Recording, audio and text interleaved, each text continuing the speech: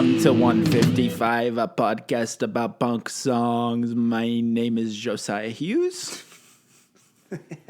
I hated that. Of all the ways that you introduced the pod, I was just I'm imagining if we had started doing Blink 155 5 years ago and you just decided that was going to be... What kind of guy was that? What even was it? It was like a dying... just talking. It was like a dying auctioneer who is like on his deathbed. I'm not going to pretend slowing that down. The minute the pod starts, there isn't a tiny affectation that creeps into my voice. But like, I think that would be a really exciting decision. Like before you and I was like, yeah, man, thanks for the minute the pod starts, it's like it's all happening. But if you're just, can you do that again? I couldn't even do an impression of that guy.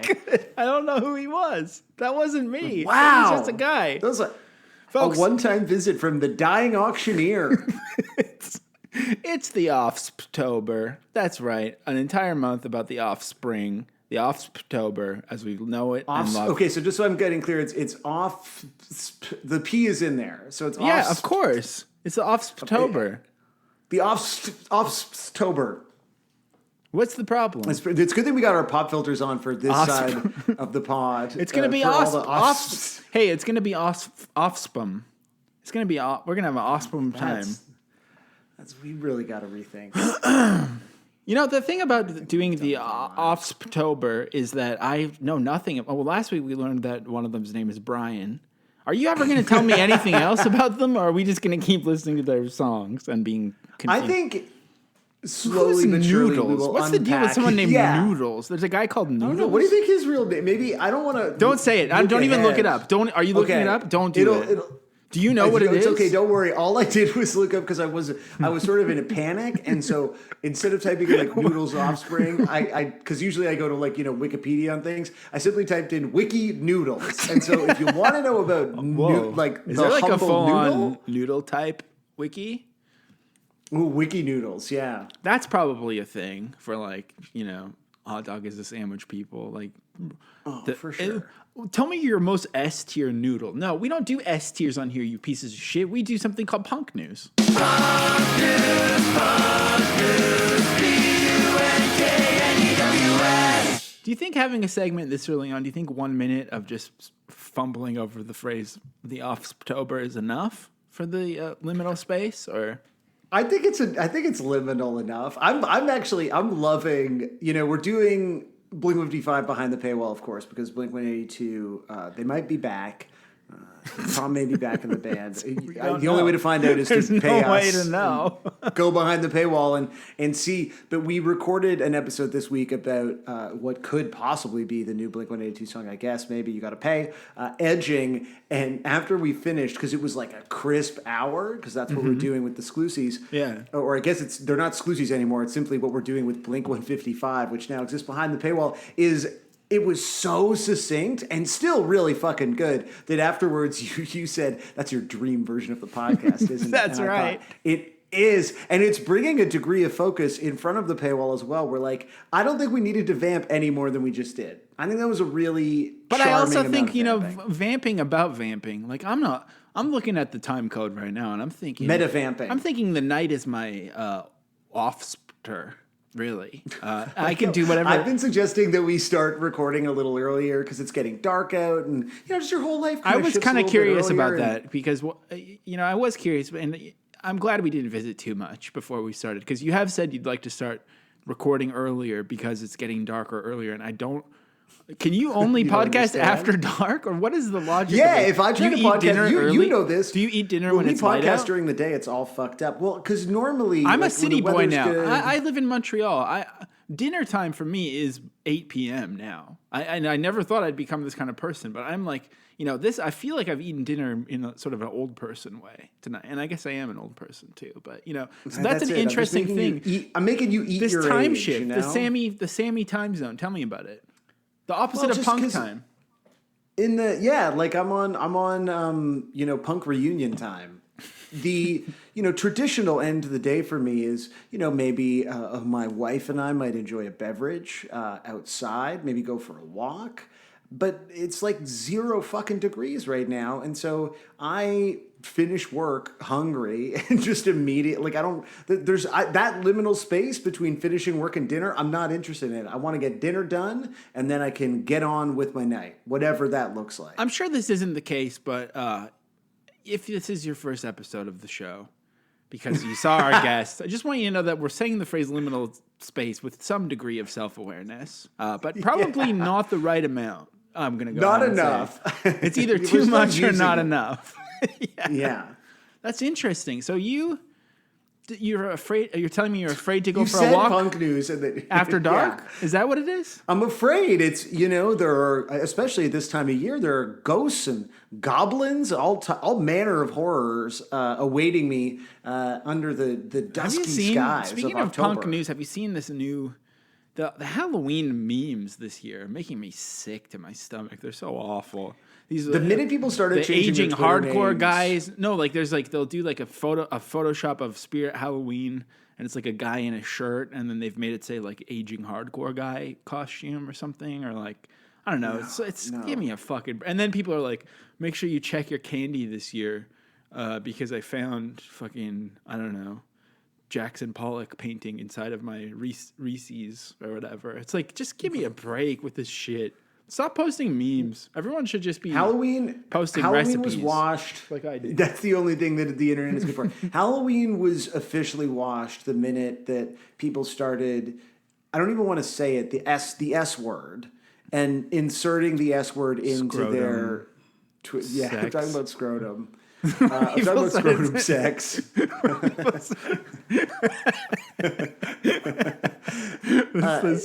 The scariest username, scrotum sex. Yeah.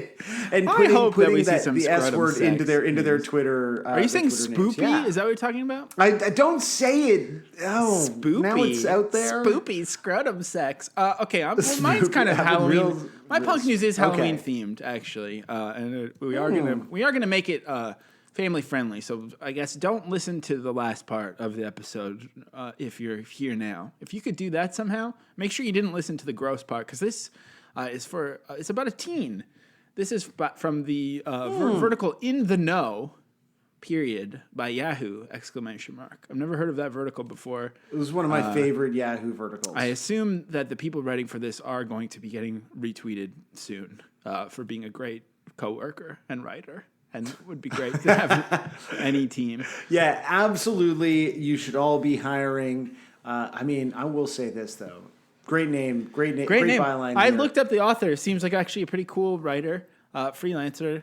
Also, so the freelancer will probably be either the first to go or will keep getting to keep right because probably not getting benefits from Yahoo. So either way, it'll just be their editors who are getting laid off. You're going to be safe. Emerald Pellet, author of this story on In the Know by Yahoo. Actually, really great text for In the Know as well. It's very satisfying. It's a really font. Yeah, it's beautiful. So this is teen has best comeback to classmate who compared her punk style to Halloween costume. I'm going to read that again, just in case everyone missed. Teen has best comeback to classmate who compared her punk style to Halloween costume. As Emerald writes, someone tried to bully a girl at school, but she had the perfect comeback. Halloween is in quotes here, so I can't tell if the... You'll see. Just trust me. Okay. Just trust me. Okay. Someone tried to bully a girl at school, but she had the perfect comeback. TikToker at dying.4.u has pink hair and a punk rock aesthetic. In 2020, it was a style that's existed for decades. And I don't know about that. I'm not sure about that sentence. In 2020, it was a style. In 2020, it was a style that's existed for decades. I think I was doing pretty good orating this article. And now I'm stuck. In 2020, it was a style that's existed for decades. Also, the word style is hyperlinked for some reason. So I don't know what In the Know is trying to do to me. Well, if you just want to read about style. But for some reason, it was a problem for one of her peers. The bully secretly took a selfie with her in the background with the caption, "Didn't know it was Halloween yet." So that, you see what I'm saying? So because I couldn't tell from the way, because it wasn't in the headline. It's not her compared her punk style to quote Halloween costume quote. It's compared her punk styles to quote Halloween quote costume, which to me makes it sound like they were comparing it to like Michael Myers. Right. Yeah. I can understand. Or like perhaps they were like you know, looking like Jamie Lee Curtis in Halloween Ends, you know, like really bodying her by comparing her to eating Activia and having shilly fucking shits. yogurt chill, deep shit. Well, let's check out what Dying for You said. I'm gonna hit play on this TikTok. I mean, it's gonna be a disaster. I can't control the volume, and this probably the audio is copyrighted. But whatever. You know what? It doesn't matter. No respect for the suspicious. Don't be shy. You can at me, sis. Cause ain't nothing worse than a pick me bitch. All I do is. So it's one of those things too, where someone's on TikTok lip syncing, and none of it's ever lined up, and I don't understand why they don't have the technology to fix that, or do people just not check that they're not either way? The lip syncing is way fucking. I mean, I think Dying for You should be bullied for that, probably a little bit, just gently, just sort of in a positive encouragement, constructive bullying. But yeah, constructive bullying. Yeah. Dying for You has basically taken this photo. Maybe the photo is from 2020. Is that possible? I don't think so. Oh, that no, yeah, because I don't understand what 2020 has to do with this, because this article is from a day ago. I don't think so, because the reveal at the end of the video, Dying for You looks exactly the same as she did before. And no offense, but I think she's not going to be sticking with that aesthetic into college. Probably not. I'm just guessing. But anyways, wow. So she's taken this still that somebody put on TikTok. Didn't know it was Halloween yet. Some kid with long hair and a toque with her in the background. Didn't know it was Halloween yet. And then she's just said something about being a pick me bitch. And she's wearing a T-shirt that has a printout of the tweet or of the TikTok on it. So that's some kind of an own, I guess. In a viral TikTok, Dying for You showed a picture of the photo and added her response at the end. She turned the bully's captioned pic into a cool T-shirt that showed just how above it all and unbothered she really was. I actually added the guy, but he blocked me. Like what? Got nothing to say? She wrote in the caption. As it continues, while her response was clever, it was done in good fun. I mean, that's editorializing a little bit, but I'll take it. Emerald, You're doing your best. You're freelancing. I mean, what are you going to do? The content creator made it a point to stop any bullying before it started. Before I see any negative comments, I have no hatred towards this kid. I found it funny, and my friends and I made the shirts. Be kind, y'all, she stated. She's one of those people who says y'all a lot. She posted a final update. She and the guy were able to make amends and shake hands. The video received 2 million likes and 8.8 million views on TikTok. You seem so cool. I want to be friends with you so badly. Someone wrote, where can I buy this shirt? Another said, that was probably a bot, honestly, but who knows? This is exactly how I wish I handled high school, a TikToker replied. That's a spectacular photo of you, though. Has that caught off guard, but still killing it vibe. A person added, probably use some hyphens to help that read smoother. I literally gasped, you're iconic for this, a user commented. And then we got more from In the Know at the bottom.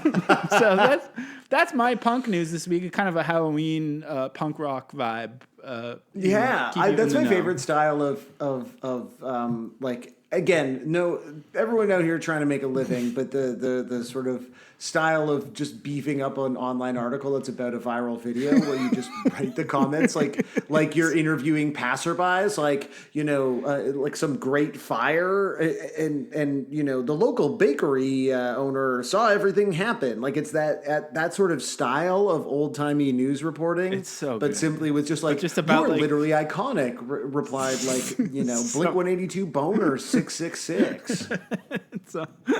Yeah, I mean, it's perfect. It's wonderful. It's the kind of thing that if we were a lot lamer, we might say something about the state of journalism. But what I'd like to say is the state of journalism is fucking thriving, baby. Over to you, Sam. Well, I'm gonna take us backwards in time and upwards in age a few years here with some true punk news, because we should not let this, you know, go by without a tip of the hat, a little celebration. Of course, I was checking out Burnaby Now. Got to stay up to date on local news. I do think a police officer was stabbed to death in Burnaby today. So that's, I mean, well, keep it real, Burnaby. In other fucked up thing. This segment is so fucked up. There's no possible way to make it entertaining without doing something distasteful. But which direction is distasteful? We never know till we're done. Really, impossible to tell. And you can't, it'll be hard for you to sort of write that out and make it clear any particular tone or read anything into it. But in Burnaby, where it's 16 degrees, I mean, my God, it's fucking summer right now. I have a question. Instead of, you're gonna read the headline. I can't wait. Do you want me to, after that, use the accessibility audio? We can listen to the article, or do you want to read the article? I think we should use the accessibility audio to read so. it. Yeah. Okay. So please give us the headline and subhead. Well, the headline, of course, and this comes to us from Abinia Natesh, writer for Burnaby Now.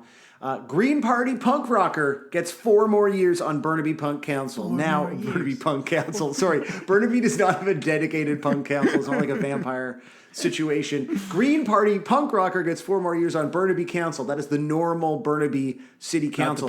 Which Green Party punk rocker? I mean, you, me, everyone listening to this podcast probably knows, because he's the incumbent. That's right, the incumbent, Joe Keatley, secures the single Burnaby Green seat on council. What does incumbent mean, by the way? Don't be gross. Don't be nasty with it. Well, then why would you even ask? Because I don't know what it means. You don't know what when you're... No, I actually don't. Does it mean he's like he's about to become it? I don't know what it means.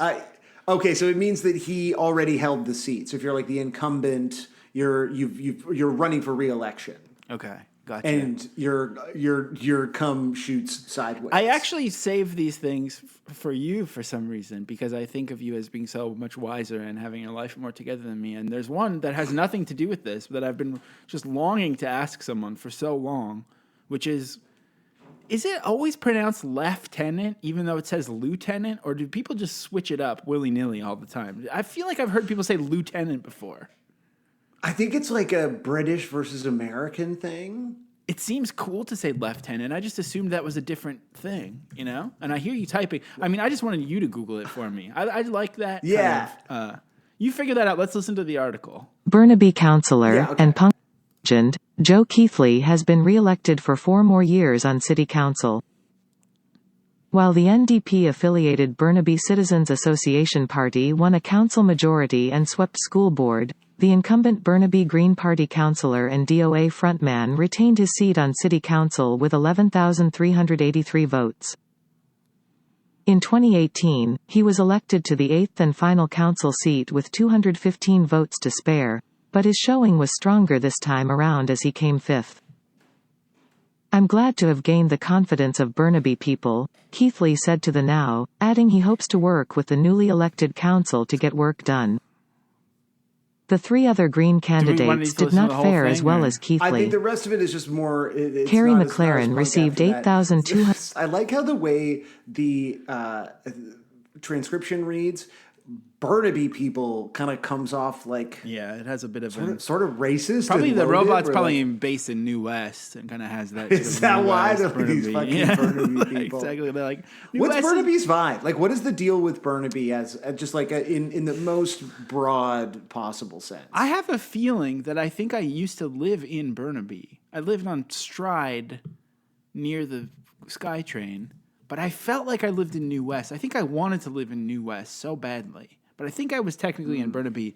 I feel like Burnaby is like, my read of it is Burnaby sucks and New West is kind of cool. And people are trying to be like, New West is like low-key the Brooklyn of Vancouver. Oh, you know, wow. It has a little bit of that up and coming, scare quotes vibe.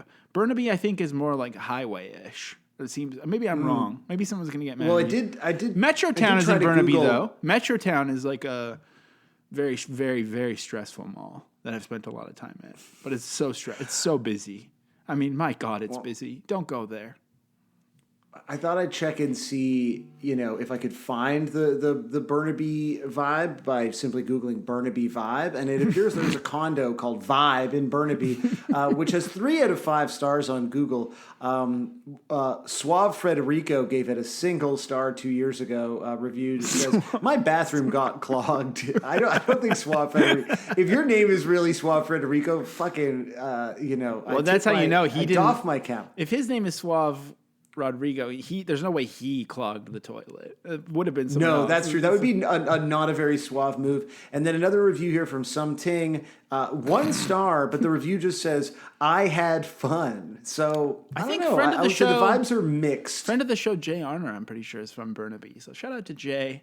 And this has been Punk News. I hope everyone's learned a lot and support journalism. Punk News, P-U-N-K-N-E-W-S.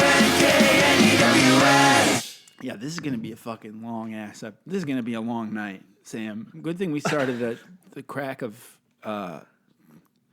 sunset. Right it because again I can't pod before the sun sets. That's right. We've been talking about too many good songs. It's time to get original with it and talk about the original Prankster. Josiah, what was your relationship coming into this episode to the song Original Prankster by the band The Offspring? I've got like crazy indigestion right now because I just ate dinner so fast to get here in time. Sam, here's what I think. I saw Fiona kind of pushing back saying The Offspring, everyone's always thought The Offspring is good. I feel like that's more of a... That's not true. It's more of a reflection on her, perhaps, than on everyone, because I don't think that's possibly true. I'm not just saying that because I want us to be the one rehabilitating The Offspring, although that obviously is the goal. Well, the same way that we rehabilitated Blink-182, it's not like people did, but we have the largest platform. We're the most important people saying that The Offspring are good now. Our white cis male priv to push these underappreciated narratives out there. To amplify other voices. Brian, lead singers. To amplify Brian's voice. So, I think that The Offspring are terrible in theory, and I've been enjoying the last 2 weeks because I thought those were Pretty Fly for a White Guy, surprisingly good. The Kids Are on Tour, right? It was nice to revisit it. I loved it. I did a thread of the insane covers from last week, the insane French hardcore covers. It's so good. So I was gun drummer. But to me, Original Prankster is I was original, yeah. I was so out the door whenever this piece of shit came out. To me, this song I think I've heard of, and I maybe thought that somebody was mocking The Offspring by making up a fake Offspring song. I didn't even really know that it was a real Offspring song. But because I'm coming at it with such low expectations, I really kind of enjoyed it. It's disgusting. It sounds like shit, but the chorus kind of hits, and it's such a funny there was that controversial ska tweet about ska being someone in grade 10's idea of mozzarella stick party or whatever that was. I think this song is actually that. This is this is if you're a kid with Dippity Doo and fake Oakleys and you went to one of those McDonald's that has an N64 table that's covered in grease like they had in Abbotsford, this is the song that's playing in your head while you're putting other people's fry hands on your controller. It's so sick. I kind of felt the same way about this. By the time this came out, I mean, the weird thing is I was into tons of horrible shit. I mean, this was released on October 10th, 2000. Yes, I am looking at the Wikipedia page right now. Damn, we almost hit another tab. We almost hit the 11-year Annie if we had just done this. Oh my god! Also, my favorite thing about this song, obviously, is the 12-year Annie is. Wait, that's right. That's not. No, I think it would have been 12. No, you're right. I'm wrong. You can't trust me. No, because the 1 year would be. I don't know how anniversaries work. We should move on. And I trust you with everything, including Lieutenant.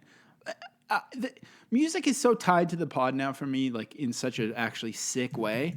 It's scary, and the fact that we're doing this song this week because I was trying to get our guest last week and he could only do it this week. The fact that our guest this week, I'm just going to say it, it's fucking Tanner Zipchen. Oh my God, this is the first time that you've ever... If you don't know who that is, then that's fine. I mean, I feel sorry for you. If you do know who it is, it's the funniest, coolest thing ever. And on top of that, this is his favorite song by The Offspring and his favorite era of the band The Offspring, who he's obsessed with. You'll hear because you invited him on because he tweeted about it, which I'm sure you talk about in the interview. Exactly, and then it turned into this whole. you're in for a real treat. Did you talk about your dedicated Twitter account as well? I didn't tell him. Or should we talk about that now? I didn't tell him. It was too... Do you not want to talk about it? No, because we can talk about he it. Might be listening. So Tanner Zipchen, for people who I think we have talked about him before on the pod, he was like the pre-show guy for the only national movie theater chain in Canada. And all this stuff about him being like, there's so many funny things happened when he was let go. That obviously not for him, shitty, but he gets into it with great detail. So the great end of the Tanner Z Cineplex relationship, we'll get into that later. But just while he was in it, there was something about him that was like, he just had so much charisma in like such a timeless way where it's like he could be absolutely. It could be like 1997 and you're watching Tanner Z and you're like, this is perfect. Like he's just like so perfectly charismatic, but like there was something so compelling about it. But it wasn't like he wasn't like super cool. Like it wasn't like you were like, oh, this guy's sick. It was just like he did have a sort and of his name's Tanner Z. I think that's the other thing. He's like, and by the way, I got chills when we talked. So we don't pay for Zoom for some reason. So we always run out of time whenever I'm doing interviews that go long. Yeah. And so I was like panicking and I stopped recording because it was like about to crash. I didn't get this on tape, but the last thing he said was, hey, one final thing. Enjoy the show. I was like, oh my God. Which was his catchphrase, again, for people who don't live in Canada. That was the last thing before the movies. He did all the like interviews with like he would do all the press junkets and he would be like the Canadian voice talking to The Rock or whatever. And then he hosted Time Play, which was like the trivia game. And there was just something... We got a cameo. Someone got us a cameo from him. Like I just kind of... Damn it, like when Blink 55 was winding down. Like you and Sarah ran a dedicated Tanner Zipchen Sarah and I kind of just like... account. For some reason, we just became so upset. Because it also became funny. Like it was rooted in a real thing, loving Tanner Z. But also like it's funny to be so obsessed with Tanner Z in your 30s. Like it was kind of both. It was so Canadian too. The idea that... And that's why I think when he lost his job, it was like this thing that like if you had been to a movie in the last 10 years in Canada, you knew Tanner this man Z intimately. So we did have a dedicated. Basically, we would just like post a picture of Tanner on the screen on our Twitter account. I can't even. When I would go to the movies and like he would show up on the screen, I would take a photo and like tweet it at you because I can't even remember the handle, and we forgot the password and got locked out. So at Tanner Z fans, maybe. Maybe it is. I'll find it. Yeah, it is. I'll find it. It's at Tanner Z fans. You're right. It's right here. Yeah. So we lost the password, so it's gone. So we could never update it anyways. But he's gone too. I mean, like Tanner, they did Tanner dirty. But the thing is, so dirty. Tanner Z is like so media trained that I didn't think he was gonna like get into it, and he fucking got into it. So. Yeah, so that's something to look for. I'm really excited. Like, but this is all because of screenshots of you doing it, dude. This is all because of the Offspring original Prankster. So like, I love this song already for that reason, and then the fact that it's like kind of sounds like the Transplants and like early Sugar Ray Smash Mouth vibes. Like I fuck with it. I kind of fuck with the song pretty heavy right now. When you told me this was Tanner Z's favorite song, and so like we knew we were probably going to do it, but you're like, we got to do it. I got Tanner Z. I was like, that's so nuts that this could be anyone's, like this could be your favorite anything. Like it's because my memory of the song is hazy. I'm looking at like, the other stuff that came out in 2000 that like, Penny Bridge Pioneers comes out, Stomping Ground, kind of like the beginning of the end of Goldfinger, Warning, Maybe I'll Catch Fire, which like I didn't like at that time. Art of Drowning. Like, at the drive-in was that year. I think I got that for Christmas. That was like World According to Gob. Yeah. The second there's a lot. Eve 6 album. Oh, don't fucking do that to me right now.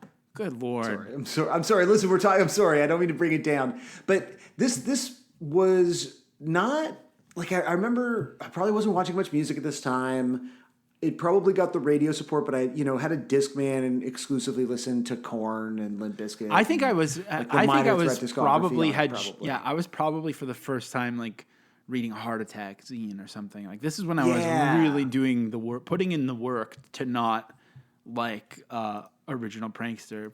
At which point now, all these years later, I'm talking myself into loving the song, even though I think I've only heard it like twice. But it's kind of good. It's a pretty sick song. It's kind of fucking tight. I feel like I only knew like original Prankster, original And listening to it right before we started recording, I was like, so much of this feels unfamiliar to me, and it's really fucking good. Like, it's really so dumb, but it's not like it's trying not to be dumb. I mean, let's just go through this song, because the first thing hang on, before we get started, I really want to ask you, like, and maybe we'll get into this more. I want to ask you, I've been thinking about this all week. Who do you think is the original prankster? And I have an answer, but I think I'm curious what your answer will be. Like, who do I think that Brian is singing about, or who do I think is the true original prankster? Yeah, like probably, because I have a feeling he doesn't even know what he's singing about. But just who like, this song has made it a concept. You want to be the original prankster. I mean, being a prankster is like the dream of every fry-fingered 10-year-old. I mean, I'm just thinking, like, okay, who's the original prankster? What is the original prank? And that brings me to, I mean, the idea of original sin. There you go. I think it's Jesus. Jesus is the original prankster, because, you think he's dead. Oh shit, the rocks moved. He's fucking gone. Pranked. 2,000 years we have been living in the wake of that original prank. He pranked the world. We've never met Jesus, and we're still living with that prank. Well, you've never met Jesus. I was gonna say, is that part of being Christian? Have you met Jesus? I was gonna say, I had a feeling you'd go there, but you almost had it and you just missed it, because original sin is really, I think it's God, Adam, no, it's or not. Eve, or whoever's it's Satan, the snake. It's the deceiver, Satan taking the form of the snake. That was the original prank. That's the original prankster that caused the original sin. Whereas, I think God and Jesus are more kind of doing, an elevated version, but still nonetheless a version of kind of more like social experiments that you find on YouTube. Yeah, they're doing like kind of David Blaine stuff, whereas Satan is more like Tom Green. Yeah, he's like, Jesus and God are doing more like, I can't even think of one. Like, we went into the library and were really loud just to see how everyone reacted. That's kind of what they're doing, but like, what if we give everyone free will and see what they do with it? Whereas the original prank was like, why don't you try this apple? And it kind of, you can hear that. You can kind of hear that in the music. You kind of think about the snake in the Garden of Eden, really. So I think we should definitely comb through this song with the idea that it's a song. It's written from a Christian perspective about Satan. Yeah, I agree. Oh wow, that is the right answer. I'm glad that I got so close though. Yeah, you did come very close to getting it. Just we'll get you there, buddy. I'm not as dedicated. I'm not as I don't have the solid grounding in theology that you have, and so I obviously defer to your just academic expertise.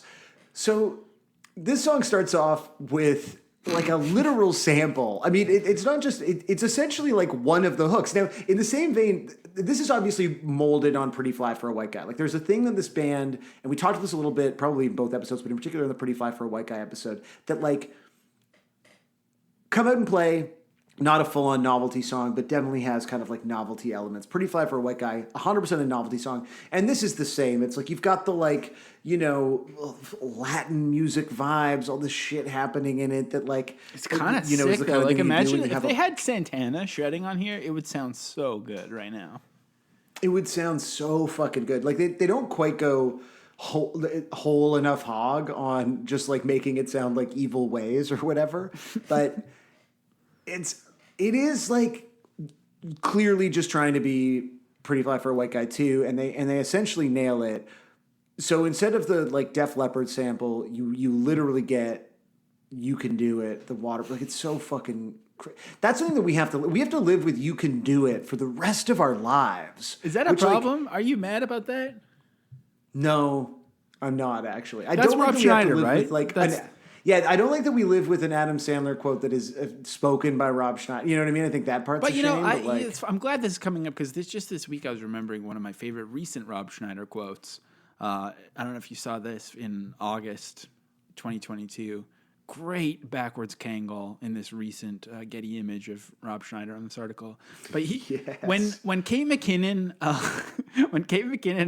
dressed up as Hillary Clinton to cover Hallelujah in 2016, on SNL. This is what Rob Schneider said on Glenn Beck's podcast. I mean, once you're saying this was a good quote on Glenn Beck's podcast, sure, maybe we should take it with a grain of salt. But nonetheless, he said, "I hate to crap on my old show. I literally prayed, please have a joke at the end. Don't do this. Please don't go down there." And there was no joke at the end. And I went, it's over. It's over. It's not going to come back. Kind of mournful. I mean, it's broken clock or whatever, right? He's basically the Onion meme there. Like it is, he's right. Like I mean, that episode, and you and I have talked. I think you're about thinking of the Reductress. I saw some people that I used to respect be like, that was so powerful. And I just think like if you felt anything in your body that wasn't like a despairing chill that sort of kept you awake rattling into the night. And still kind of haunts you every once in a while. Yeah, like still like anytime they even creep, like I watched SNL this weekend and like when they creep into doing some, you're like, don't, just please don't do it. So maybe it's good that this starts with a Rob Schneider, you can do it quote. I mean, I wanted the way that these lyrics are fucking annotated, so we should go through it. So again, the verse is like the way you described it is perfect. It's greasy N64 controller rock. I mean, it's just so nasty. And then this like, till the break of dawn. Oh, fucking what? But the idea that it's annotated, the genius to say it's a reference to Sir Mix-a-Lot's Baby Got Back. I mean... Oh, I don't know what the citation is on that, but like, sure.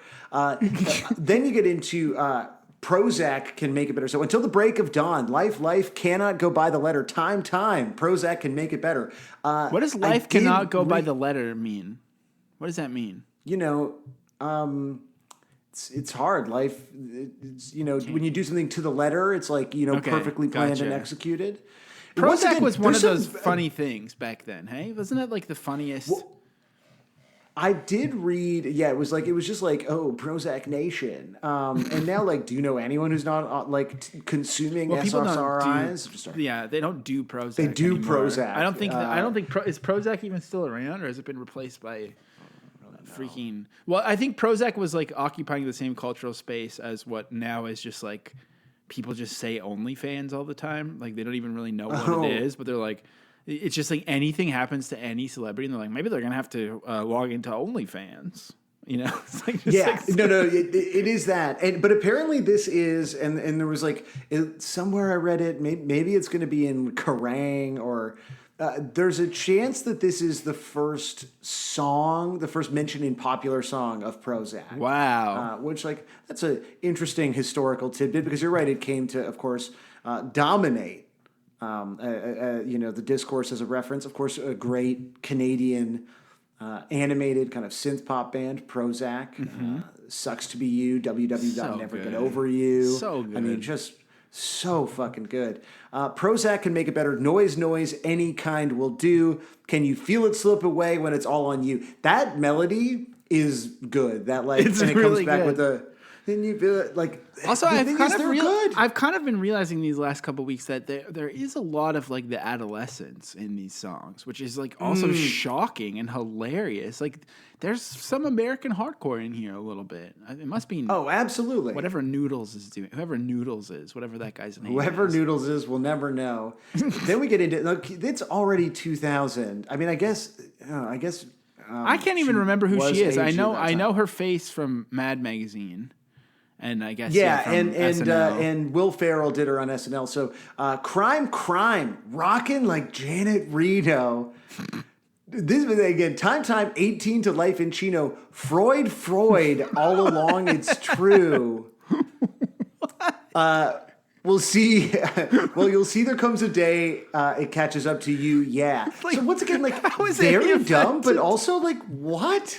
What are you talking? It's like some kind of postmodern tone poem that has nothing to do with being an original prankster. It's incredible. Yeah. What are you talking about, Brian? Also, Janet. Knowing who Janet Reno was like a big thing of growing up reading Mad Magazine, like I just like know these names, but I don't know. I know who like Joey Buttafuoco is, but I don't know anything of what it was. I think, or like if you'd watch like David Letterman reruns after school, you just like know all these names, but don't know what they did. You absorb some shit. I mean, like literally, what I know about Janet Reno is that I think collectively people were very rude to her. That's sort of my impression of the Janet Reno thing. But and also I think historically a villain in the history of America. So maybe it's like fine. Yeah, but they all are. I don't know. They all were. Yeah. That's true. So then we get to the chorus, which of course features Offspring and Redman. So Redman, of course, is the one who says original prankster, original, yeah, and Fars. He's got there bars. was a we missed the anniversary, but it looks like the website themusic.com .au. You know, hell yeah.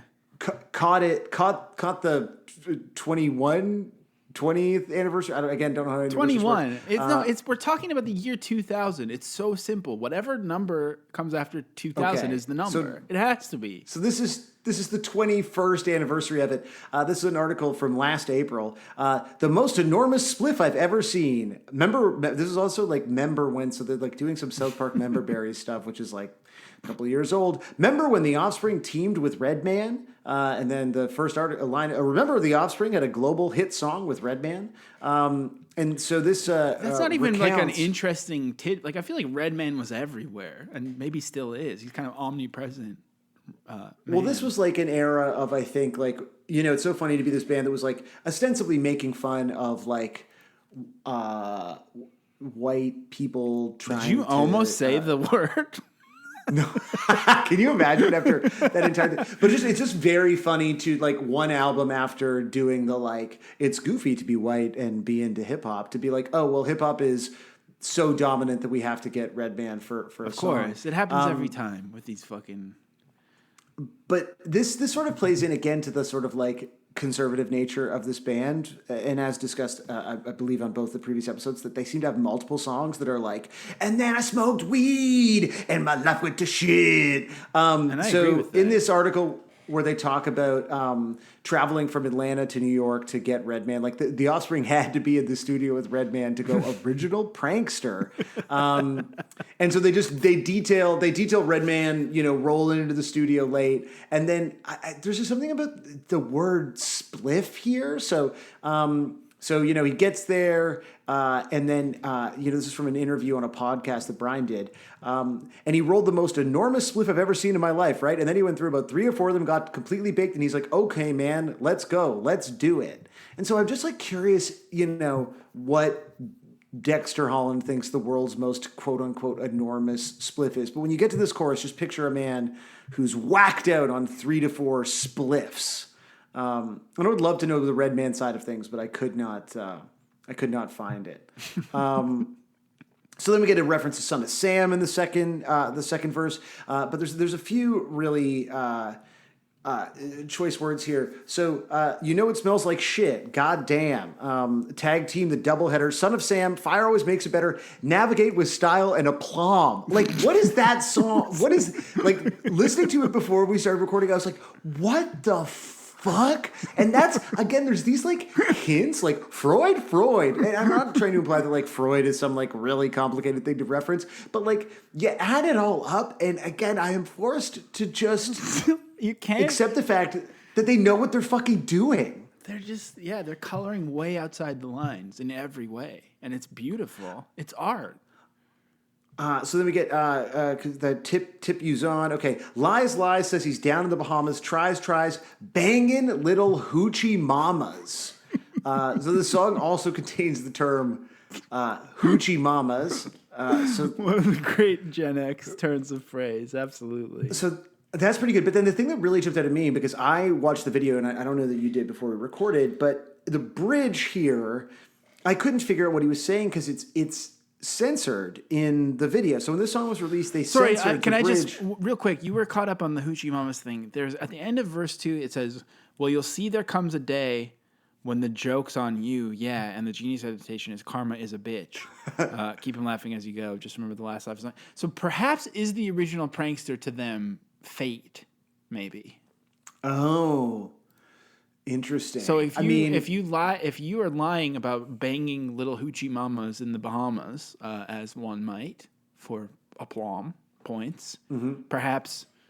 I mean, they don't even bother writing what could happen to you, but they do say that there could come a day when the joke's on you. So maybe. I can't even imagine how that would backfire, but they're saying it could, essentially. That's interesting. Yeah. Okay, good. I'm glad we discussed that. And now what I want to discuss is in the bridge. The bridge is dime, dime, so good to see you, 9, don't want to be ya. And dime is censored because I guess in the context of the song, according to Genius, dime is in reference to a slang term which means $10 worth of drugs. So once again, Offspring terrified of the dime bag. And then the second half is crime, find sensimilia. And of course, sensimilia is a form of weed that is highly concentrated. So the Genius is at genius.com. But that is also censored in the song. So just like all this like weed play that they're terrified. Are they also doing some incredible wordplay when they go dime, dime, so good to see you, and then 9, don't want to be? Are they sprechen Sie Deutsch there? Saying 9 like that? Like they're doing a countdown from 10 to 9, but also saying no? That's incredible. The song is so fucking smart, man. The Offspring is like intellectual music for fucking brain geniuses. This is fucking heady. You know, and here's something really smart that the Offspring did, because this is 2000. I mean, this is like literally the peak of like, it was all downhill from here. And I've worked in the music industry, and you talk to people about this era, like 90s into 2000s, like right before it crashed, when they were making so much fucking money. And I mean, it's why like it cratered the way that it did, because it was literally an industry run by like the biggest fucking idiots in the world who just thought that the ride would never end and did just like so much cocaine that they were convinced of their own genius.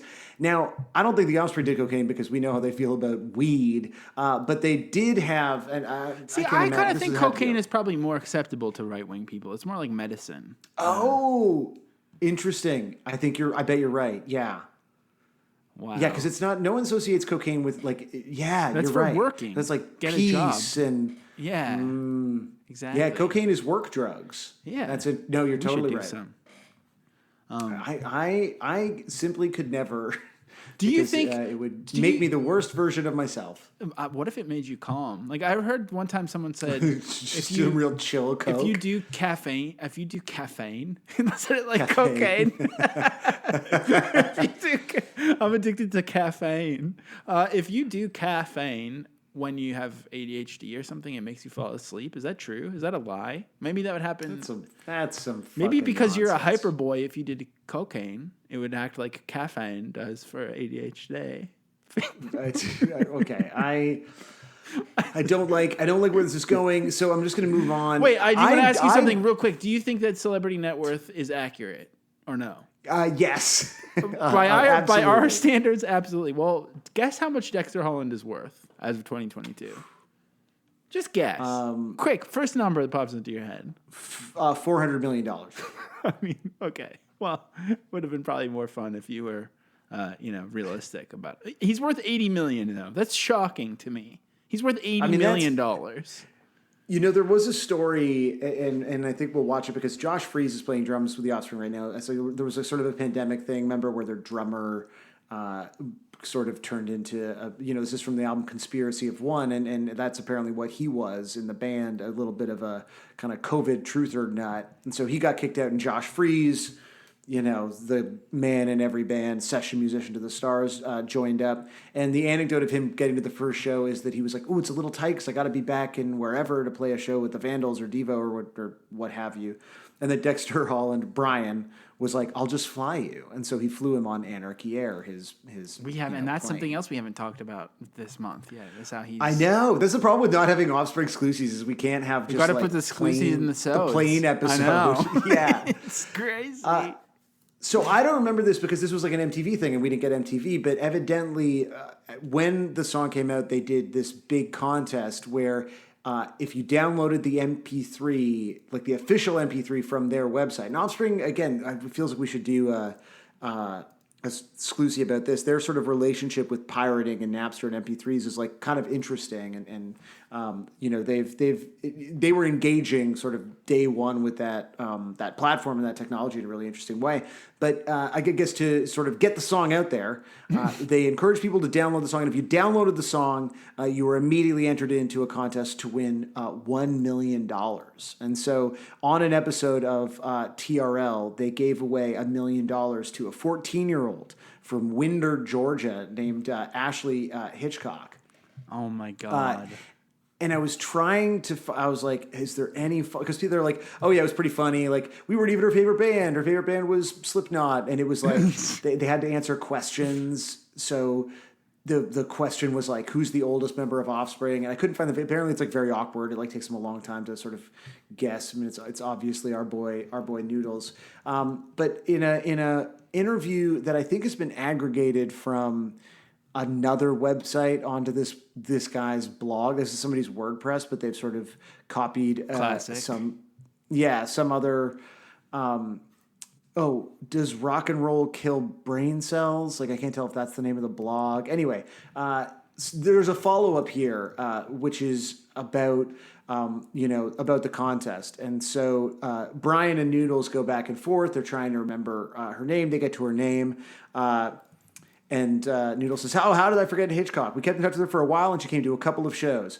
And then Dexter says, didn't she lose the money and lost all her friends? And Noodle says, I think there might have been some rough patches and squabbles centered around the money, unfortunately. Oh, my God. So it sounds like in the grand style of, like, as we all know about sort of lottery winnings, winning the lottery, it's never good. And it turns out winning $1 million in the original Prankster sweepstakes from TRL ruined this young woman's life. I'm trying to find her, and now I need to find her so bad. I found a picture of her I just sent you from Getty Images with her. Oh, wow. Her hanging out with them, but now I'm like deep into the Hitchcock obituaries in Georgia. This might take in Georgia, me a while. yeah. I was like, Jocelyn, maybe she died. I don't know. It's we need pretty to find tough. her so bad. That's crazy. So they ruined her life.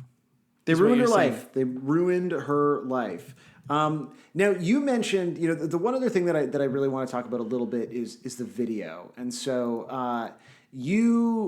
I don't know that you watched. I watched the video kind of in passing before I talked to Tanner Zipchen because I was kind of getting the vibe that he's a big OP head, and he was. So I'm glad that I. Okay, so you needed to be ready. Now it basically just feels like a very 90s 2000s like. Sorry, Did it say how old she was when she won?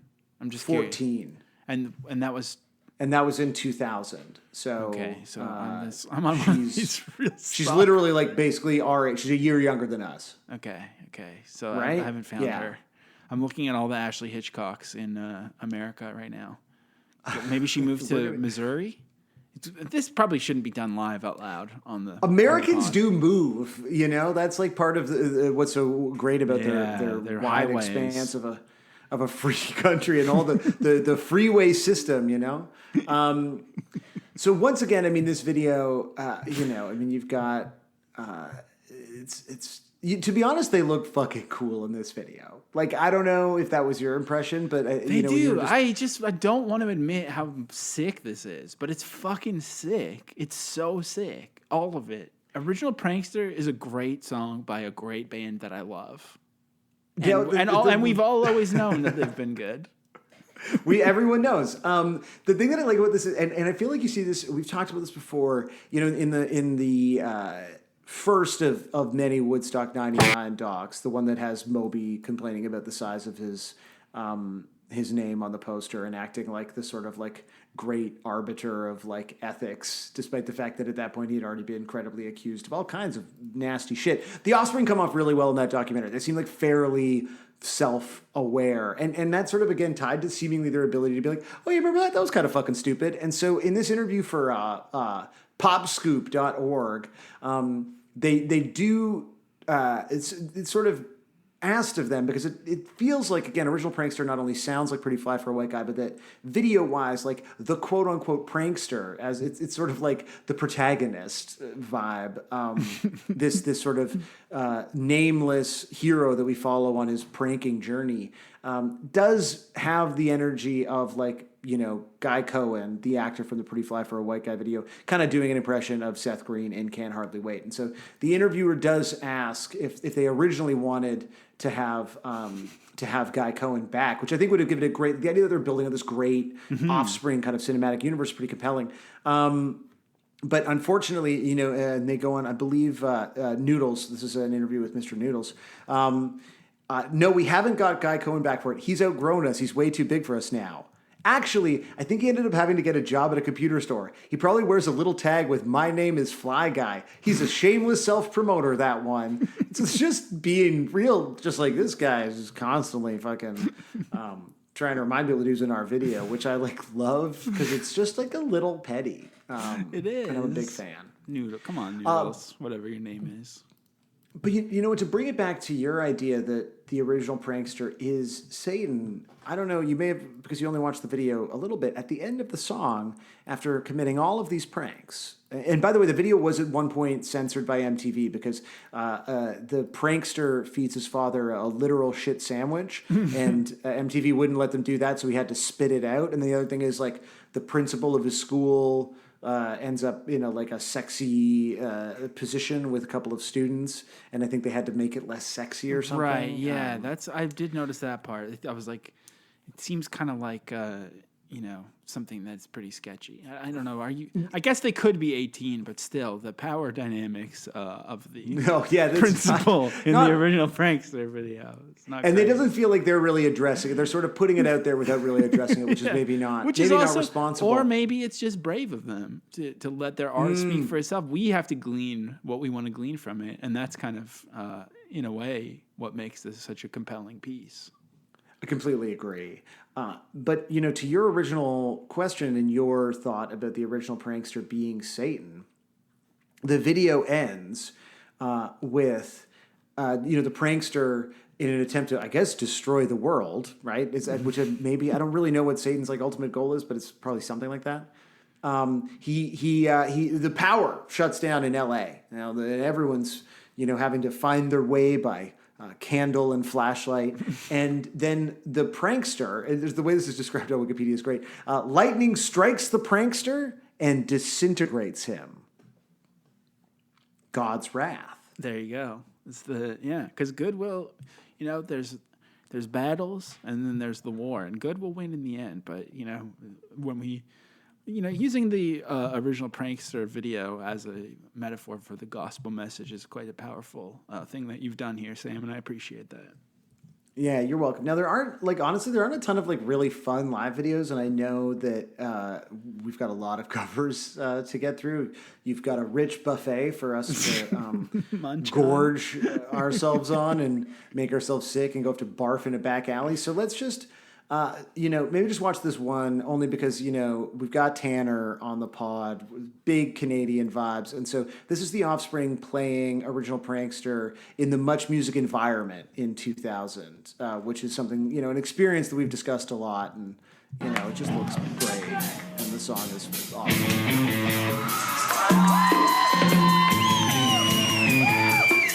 I bet this song is fun to play. All the little hand drums and stuff.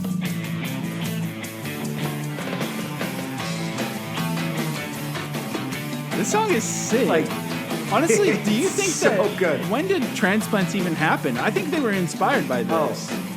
This is also literally what Turnstile sounds like. It's true. More than I would say. Oh, you're right, because this 100% is the transplants. Because when is that first record? But more than anything, that literally sounds like every song on that Turnstile record. He really is quite bad live, though, Dexter. Oh, let's see. The first Transplants record comes out 2 years after this. Dude, this part, you could seriously... You could, walk around the circle pit when this comes in. You could, really pick up change to this part. It's so good. Oh. All right, well, look we got a lot of coverage. That was a two-step. I love that there's a two-step part in this song. It's all there, and that's why it inspired Turnstile. Maybe I'm saying this too early, Sam, but I think you are going to be pleasantly surprised Well, maybe not. No, probably not. You're not going to be pleasantly surprised, but I would like you to know that I didn't write down a whole bunch of covers because this song. That's not. You're full of shit. This song, like, it must be something to do with the riff. There's like probably 200 videos of like just like lonely men covering it on guitar in their room, and I have a couple of those, but I didn't write. Like for a second, I was like, should I make us do every single one? And I thought no. But first, let's sort of. I don't really know what this is. Let's start kind of on the outskirts, on the pre-cov section. This is called Snap Judgment. When Santas Attack Original Prankster. This is some kind of really weird storytelling thing on SoundCloud. Thanks. And I don't really get what it is. If you are listening to a young person, a tiny person that every year anxiously awaits the arrival of a fat man from the North Pole. I don't understand what this is original prankster-wise. Be the one they need to hear. Yeah, like I can't tell what's the vibe that I'm trying to get here. Unfortunate Snap Judgment is a weekly storytelling radio show and podcast hosted by Glenn Washington. And after you hear it, Snap mixes real stories with killer beats to produce cinematic, dramatic, kick-ass radio. Jamie DeWolf. I don't know. I don't get it. This is a Christmas one. But it seems to be like a whole... There's a whole... Where do the pranks come in? I don't get that. When Christmas time rolls around, everywhere you look, there's Santa. I'm trying to find the album called Original Prankster. Santa, Sexy Santa, Santana. I mean, is this good Santa, content to listen to everywhere this? on every I think so, yeah. And all it takes is a suit. And these were all a bunch of fakes. So that year, I mean, I guess Original Prankster is also just kind of... Someone said that it was Ice-T related, but either way, it's like a subversion of the term original gangster, right? Has anyone pieced that together, or are we just... No, I think you're breaking some ground there. It is kind of something, when you hear the term original prankster, you don't think of original gangster, but that's why it sounds good. It's like, right? Because you're not. They've succeeded in not letting you have that thought. So this is 10 years ago, whatever this is. This is. I found the album. So this one is about a prankster. Gallons of bubble bath and city maybe these are all just like prank themed, just to get senior citizen discounts. This is 7 minutes long. I don't know, but there's. I just sent you the whole album. I mean, is it? I don't. Do you know what this? Can you understand this at all? No. This seems kind of like an audiobook version. Absolutely no sense to me. Or like and apparently this aired on NPR, but it seems like an NPR version of like after Goosebumps when there was other like serialized children's novels. Like I think there was one called Boogerama that I read a lot when I was a kid, where it's like a little novella about how somebody's like boogers exploded out of their nose in class or something nasty like that. Maybe it's like that. I don't know. There's all these. Death of Dojo, Society for Indecency to Naked Animals. These are all the original. So if anyone's interested, check out Original Prankster.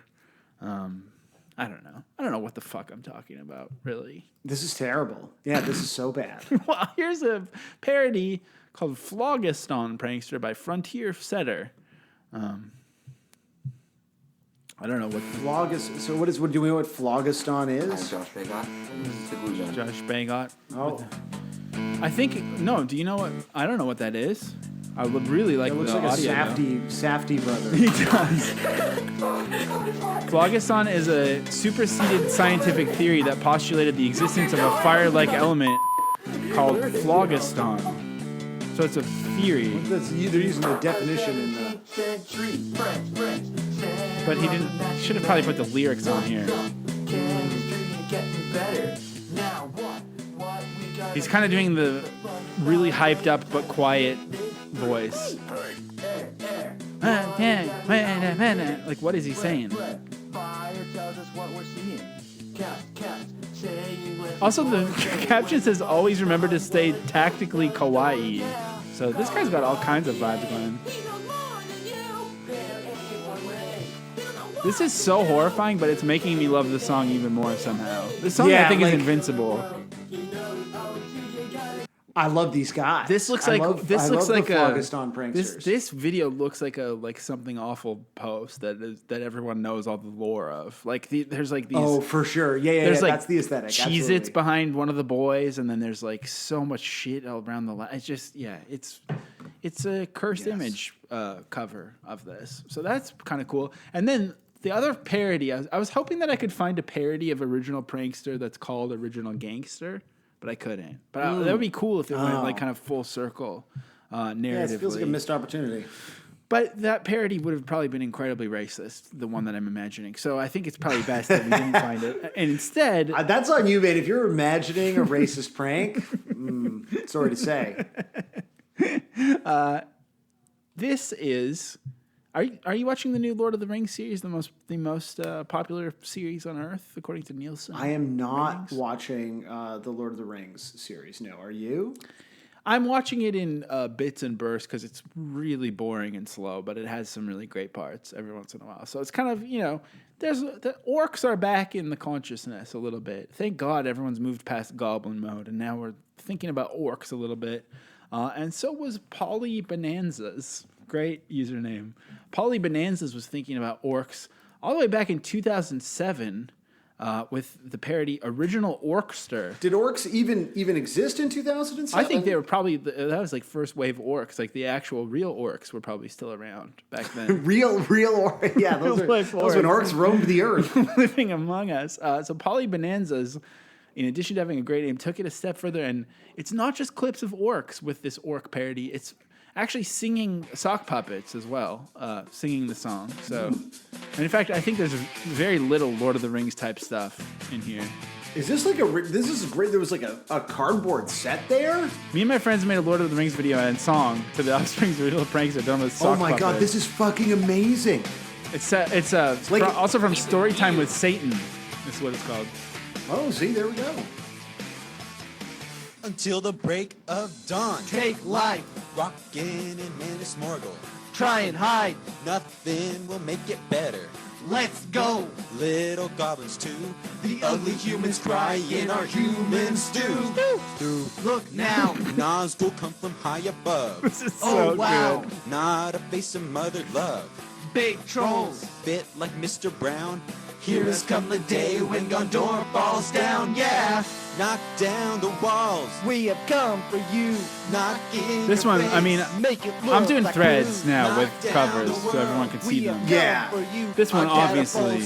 We'll tear apart your walls. This might open the thread. This is maybe the thread opener. Like, I think this might have thread opener vibes. That tree. Burn it down, yeah. Eat your babies. Fry 'em in a pan. You'll never stop us. Stop us, cause that's what Sauron say.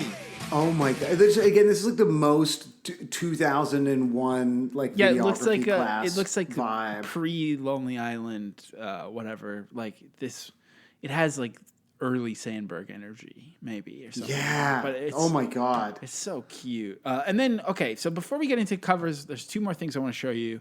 These are mashups of the song. And I'm going to go with the one that works maybe a little bit better. Still, neither of these work at all. But this is Not Afraid Prankster from SoundCloud here. Let's hear how this goes. Yeah. It's been a ride. I guess I had to go to that place to get to this one. Now, some of you might still be in that place. If you're trying to get out, just follow me. I'll get you there. Oh my god, this is good. It's good. But you won't take the sting out these words before I say them. Cause ain't no way I'm gonna let you stop me from causing man. When I say I'm gonna do something, I do it. I don't give a damn what you think. If Jay-Z's Linkin Park collab had more like kind of wacky racist vibes, kind of like Hanna-Barbera. Oh, this is good. Yeah, this is the better of the two. There's quite a few mashups with this for some reason. So many pranksters out there. This one, I don't know. This is St. Jimmy the Prankster. Now, this one is really...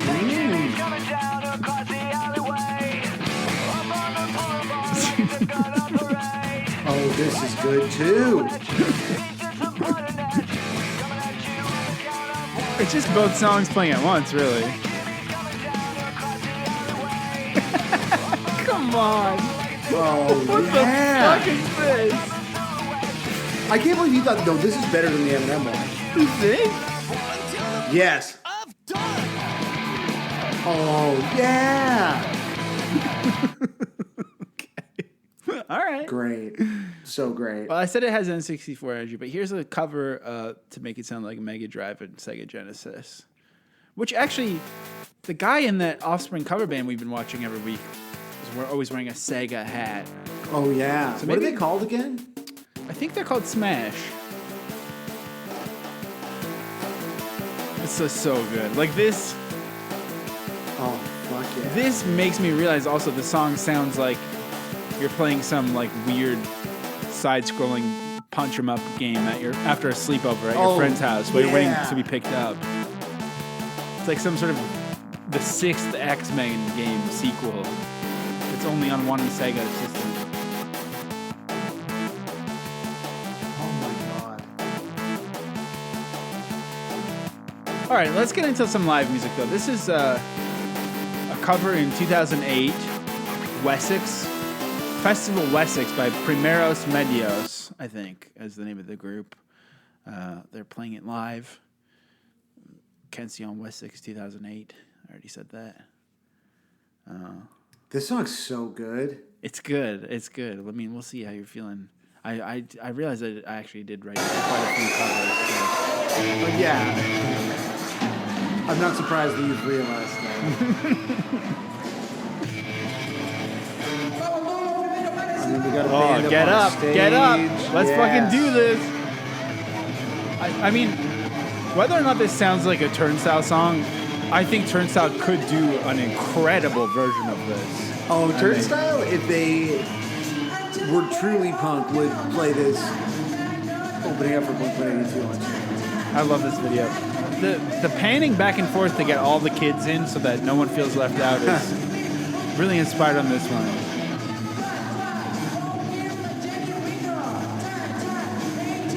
Actually, this seems like one of the bands that like is big now in the wake of Turnstile. This is like the band on Triple B that no one really buys their records, but right. So that's that. Those kids. Now let's check out a real hard-hitting band. This is Cygnus. They're fucking rocking.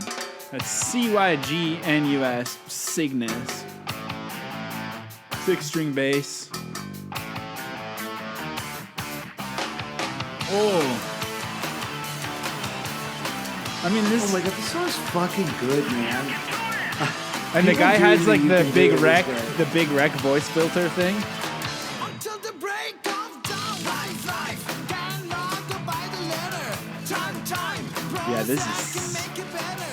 Noise, any kind you do, can you feel it slip away when it's all on you? On the Wikipedia, it does describe the song's genre as being rap rock, which like, it's not quite, but like. That is one of the things that's good about it. Maybe there's like it has that late '90s rap rock energy. It's this vocal filter. When you have the like, what does that sound like? The fuzzy filter. What does that remind? It's like the telephone filter. I don't know. I was gonna say Big Rec, but it's actually Big Sugar that I'm thinking of when I hear that. Oh yeah. He loves it, man. Other than Tanner Z, one of the many Canadian Fuck Canada. Fuck Canada. It's embarrassing country. Look what we did with Tanner Z as a country, and you're telling me we. That's true. I mean, Tanner Z, that's brain drain shit right there. That should be taught in, someone taking out student loans. Did they drain his brain? Is he? I guess he'll talk about this. Has he been drained? I don't think he's been brain drained yet, but like some fucking. You're going to school in like Grand Prairie and going into student debt so you can take some like McLuhan-esque class. They should be talking about Tanner Z in there as an example of media studies in Canada, in my opinion. This is a band called Original Punksters. I love how they've made the Offspring logo kind of look like the Quiznos logo with the colors. Yeah, it's making me hungry. Quiznos. I just like how I feel like they've pulled off. Usually I hate stankiness, but they've really pulled it off with this riff. I just like you can kind of hear a couple of auxiliary percussion, smashes in the background that you'll really random. I like this vocal delivery a lot. It just like encourages people to embrace the coolest parts of their voice. Oh, Generito! Oh, yeah! It's like someone's voice acting real on the original Pranksters thing. Okay, this band I like because they're just so trashy sounding. This is uploaded by Kudgeman.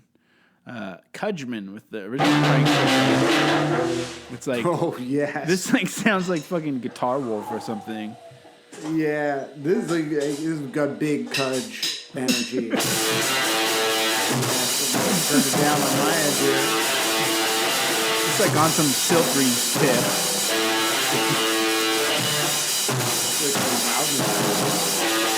Also, what kind of drum fills is he doing?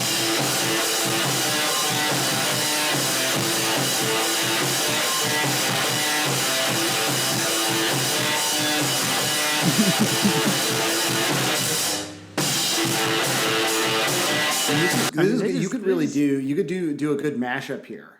Oh yeah, what are you thinking? Well, I'm just saying like you could take that's an easy instrumental for any enterprising young masher to take. Oh yeah, absolutely. I would like to hear this, Matt. Like I think this could be a new foundation. Like mash that up with American Idiot. You know, that's true. Like this video by Kudgeman, I agree because it's so nasty sounding. It's like so raw. Like this is gonna bring back like fifth wave lo-fi garage rock. I think. You know, that's for sure. I'm already like I'm buying tapes. Yeah, it's time. All right, so thanks Kudgeman for that. That was so cool. Up next, we've got another band. This band's really interesting. So we've kind of heard people ramp up the rockin' nastiness of it, and I think there's going to be a bit more of that. But this band playing live in Japan in 2013 at the Players Session. This is just such a different vibe. I don't even know how to describe it, really. They're just kind of like... They're almost like surfy with it.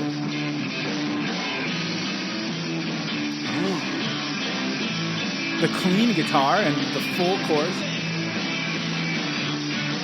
Like this sounds like the Kinks or something. Yeah, totally.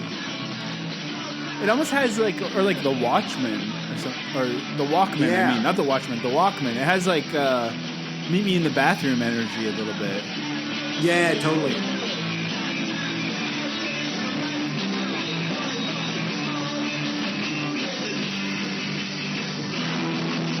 This song has depth. It works. It's like so sick that it sounds like There's so many different ways to interpret it, which is funny because it feels very distinct. Yeah. But that sounded like it was like from the Nuggets box set, but someone singing Freud, Janet Reno or whatever. It's so sick. Freud rocking like Janet Reno. So here's a rockin' band called, this is uploaded by Zy Carpio. A lot of people don't put their band name in here. They just say there's an original prank. I mean, what? You don't really need to know, right? It's just... What is this venue? It looks like a... It's so sick. Oh. Yeah, there's no info on this. It looks like a fake barn interior. It kind of looks like... Wait, am I like dying right now, or did the sound cut out in one side? No, it moved. Yeah, you're fine. Okay, good. I was like, is this it? Is this it for me? But it almost looks like it would be like the live band before they cut to commercial at like the Spike TV Awards or something. This is the stage. For sure. There's also like... It appears to be, so it's like a regular kind of 4-piece band and then a lead singer. But then there's also like 3 people not singing, but with mics in their hands. Like at the very front of the stage, there's somebody with like a Pantera t-shirt just sort of... standing there, looking melancholy. Okay, so at this point, 3 out of 4 of the onstage vocalists have been engaged. We gotta see what happens. Like, what happens with Pantera I know, it's like, lady? I gotta wait and see what happens with this guy. Oh, that's a guy? Is it a guy? Yeah, I think you're right. Oh, sorry, I did this. I mean, I meant sort of the royal guy. That's true. I think it is, though. I interpreted the jeans as being some kind of Uggs, but it's just the lighting. Wait, so are you saying that Uggs can only be worn by... No, I'm not. Like well, women? Is that what you're saying? Of course or, not. Look, I mean, let's not. So the person on the side of the stage for whom we will make no assumptions almost didn't even seem present for that at all. Like they didn't. No, not only did they never sing, odd. they just never even engaged with what was happening. I mean, if I was standing on stage with that band fucking rocking out original Prankster, I wouldn't be able to contain myself. God. Are you kidding me? Insane. The shit that would be happening to my body. I'd hurt myself. Like it'd be one of those things where I'd be like sore for weeks. So unfortunately, Sam, we do have to move away from the rocker section for just a little bit. Check out some Koosties. You know what? It's fine. You can't live in the rocker section. It's not sustainable. You can't be a rocker forever. You got to slow it down. So let's check out. I think this is a slur, but it's misspelled. But it's called Italian Punks Go Acoustic, featuring Woody Gipsy band. So the Woody Gipsy band, I guess, right? Is that what that's? I don't know. But this is. I mean, it's yeah. Stay together for the kids. I mean, this one is going to test our. Yeah, I guess they've misspelled the slur. I think you're right. Okay. It's just such a disgusting song, man. It's invincible. You can do it. Until the break of dawn, life, cannot go by the letter. Time, bros that can make it better. Noise, and it come with you, cause you feel it slip away, well, it's all on you. Crime, it kind of has like Oh Brother, Where Art Thou vibes. Yeah, absolutely. This is definitely the sound of George Clooney trying not to go to jail or whatever.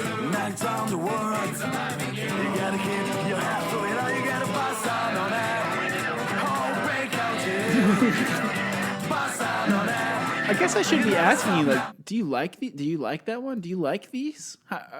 Do you like this? So far, I've liked everything you've played for me because I like original Prankster. Okay. Well, up next is Masta Caspa, Masta Caspa. This was uploaded 2 days ago by Masta Caspa. It says, that album playing Tony Hawk's is my childhood. So I don't really know what that means. The caption is, again, that album playing Tony Hawk's is my childhood. Masta Caspa says that. And the Maxwell's Deep I can't figure out what that Chucky means. as well. So it's Chucky, but it's acoustic. It's everything. Masta Caspa is here. Until the break of dawn, life, cannot go by the letter. Time. I like that they're reading the lyrics out of like a notebook. On like a rotting leather couch. And looking, and the notebook is not... Put the notebook by the camera, so you're facing the camera. Not like so you have to crane your neck. Facing away from the camera. A car accident position. It's also less than a minute long, so maybe...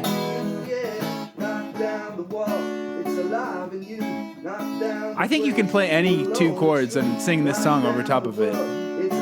What would you describe the sort of whatever? What's the hole in the guitar called? The guitar hole? Yeah, I think so. The guitar hole. What are these tiny little holes? Like, I don't know. They're like it's like a trypophobia guitar with like yeah. Like this guitar just looks like Breaking Bad era meth culture in guitar form. Really, for sure. Yeah, this is like Jesse Pinkman definitely has this guitar in the house. It's like like this guy has Everlast vibes. Yeah. But that was Masta Caspa. Now maybe you thought, well, that was good. I mean, I think you thought that probably. But what if it was maybe? Of course. Maybe that was a little bit too flippant. There's this idea that Fate is the original Prankster. Maybe we could get more serious with it. So that's where my friend Gionata comes in with this serious acoustic. Until the break of life, you know about better. Time, Prozac can make it better. Prozac. Noise, any kind of dude, can you feel it slip away when this is like Rise Against vibes to me. Even this is good. This is good. Generino.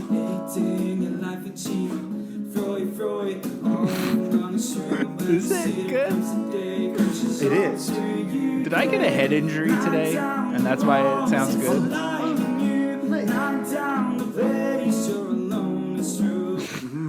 Yeah.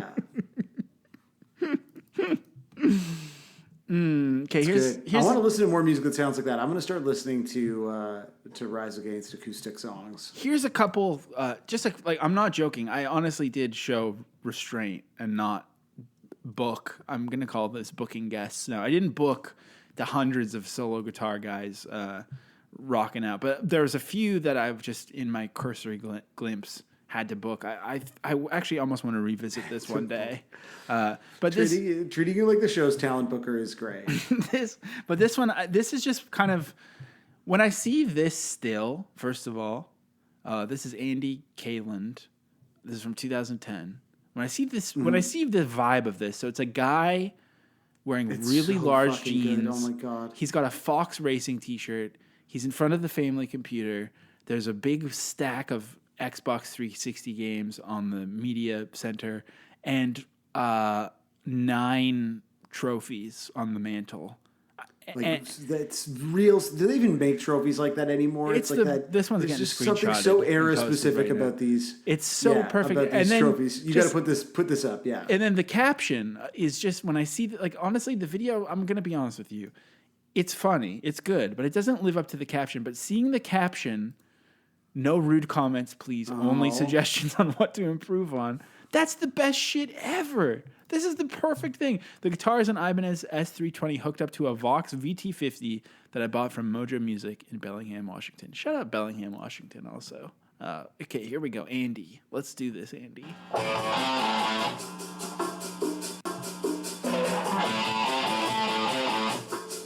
Honestly, the percussion almost has international noise conspiracy vibes too. Oh, for sure.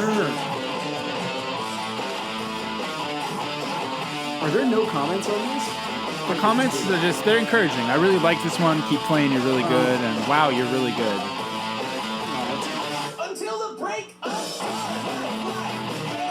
He is pretty good though, but it's just he's pretty good. It's the perfect vibe. It's just the perfect vibe. Trophies right there. That's true. That's what. Now this trophies. One. This is another vibe. I don't know if this one's good or bad.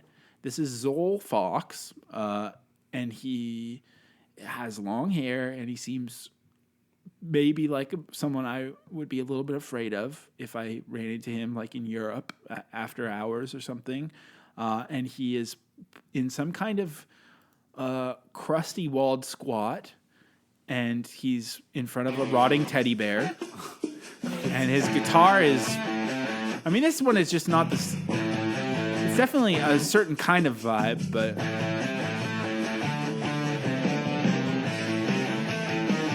What do you think of this vibe? I'm gonna feel like this is kind of what Mike Halachuk from Fucked Up looks like now. I feel like I'm watching a preview video of. Well, he has more the Banger Films goatee, doesn't he? This guy? Yeah. No, he does. It's okay, and also that guitar. Those inlays are serious. I want to ask you a question. Yeah. My favorite question to ask you. What year do you think this is from? 2015. It's from 2020.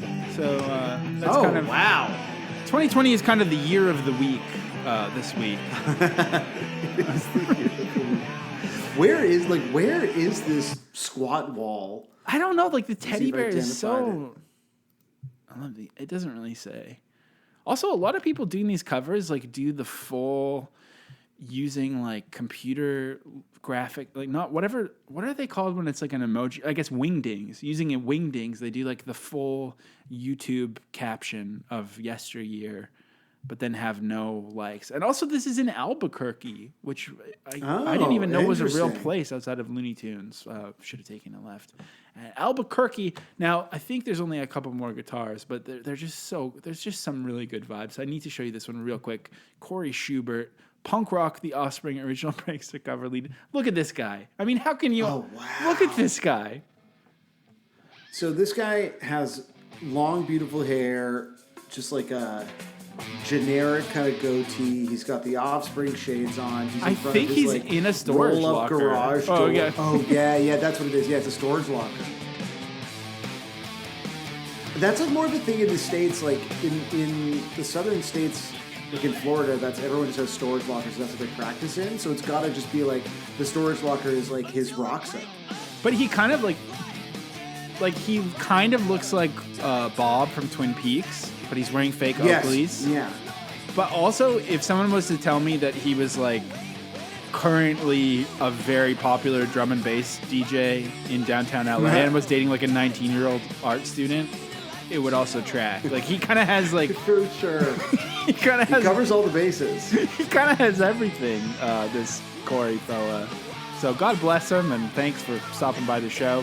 And I think this is one of the last guitar ones, but I really need to The just song is good. Show you this. So this is, I mean, as you can see, there's already so much going on here. The date of this, I don't know if it's written American or Canada, but it's either September 5th or May 9th.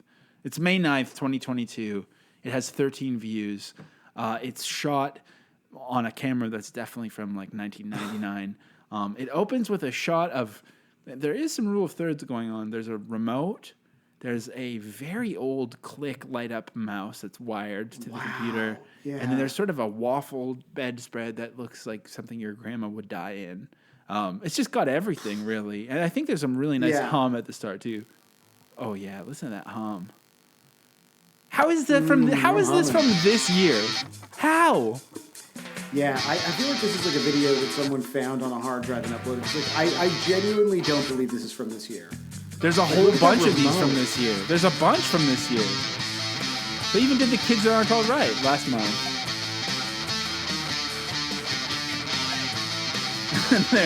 Like, can you even play guitar like this in 2022? I know. I don't even think it's this tone. It's like a vintage tone. People pay a lot of money to try to get this nasty Line 6 tone. Oh, it's so sick. Oh my God. So there's about, honestly, 200 of those. Okay, I guess I do have at least one more. Maybe there's a couple more guitar ones. This is Fernand 745. Yeah, but you can't be mad. I mean, look at this guy. How could you argue with this? Oh, wow. He somehow made, this guy's like 60, and he somehow made you have to, if you have sunglasses, you got to put them on when you cover this. Oh, yeah. I would love to do that. So this guy's like really old. He's 60 and I think really old. He somehow made his wallpaper of his like guitar room the like placeholder Society 6. Like it has a watermark on it, I think, the wallpaper. Oh my God. It's incredible. But he's got this like sort of, very Florida blue polo on, and then the drapes that are foregrounded, I think maybe are like just sort of like a pink or like a red, but the light's coming through, so there's glass in a pink, so it just like looks. It has really, like John Waters, like Miami Vice. Yeah, John Waters. Like it's vibey, but then he's just, oh my God, it's so sick. What a fucking legend. Okay, so this next one is this is officially, I think. I don't know, whatever. I'm going to stop saying it. This next guitar one, though, I had to include because it has a twist. It comes with a twist. This is from 2007. This next one is by 101 Guitar Man. It's the original Prankster cover with a twist. Now, this is the same song as before, but with an added twist to it. Watch until about 1 minute 38 for it. I think you will enjoy. As always, let me know what you think. Enjoy. He keeps saying enjoy. No one has commented in the 15 years that this has been on the internet, but I don't know. I think we will enjoy this. I don't want to give away the twist, so I think we need to maybe watch 1 minute and 36. So this is Chris Davies. Is this also from 2022? Well, I just realized there's someone in the foreground moving a laptop. On the bed. Whoa, that's creepy. No, this is from 2007. Okay, so it at least kind of looks good. So the guy's like standing up at the computer desk in the bedroom. He's got a full like half cab going or on. Something. He looks like a financial district bro. But he busted out the half stack for this. There's two laptops you can see sort of in the foreground someone's on the bed on a laptop. It's very weird. What do you think the twist would be, Sam? I already know, so I don't want to. I think the twist is he gets slimed. Keep in mind this is 2007, so the twist is probably not going to be too high concept, but... Okay, so the twist is the person on the bed is gonna pop up and punch him in the face and steal his guitar. That'd be pretty cool. We're almost there. 10 seconds left. Time to get in. One more guess if you want. Okay, Better he's hurry. gonna jump out the window behind him. See, yours were very prank-oriented, but it's actually this. Are you ready for this? It's just sped up. The twist is that he sped it up. Well, you know what? I was missing a Nightcore version, so great. Yeah, so it's great that Guitar Man 101 did this. Thank you, Guitar Man 101. Yeah. So this is just a group of kids playing it outside to absolutely no one in the rain. I was skipping around earlier when I was looking at this. One lady does walk by. Oh, here we got a kid walking by. This is 400 Inspired Watts is the name of this group. This has been on the internet for 11 years. It has 56 views.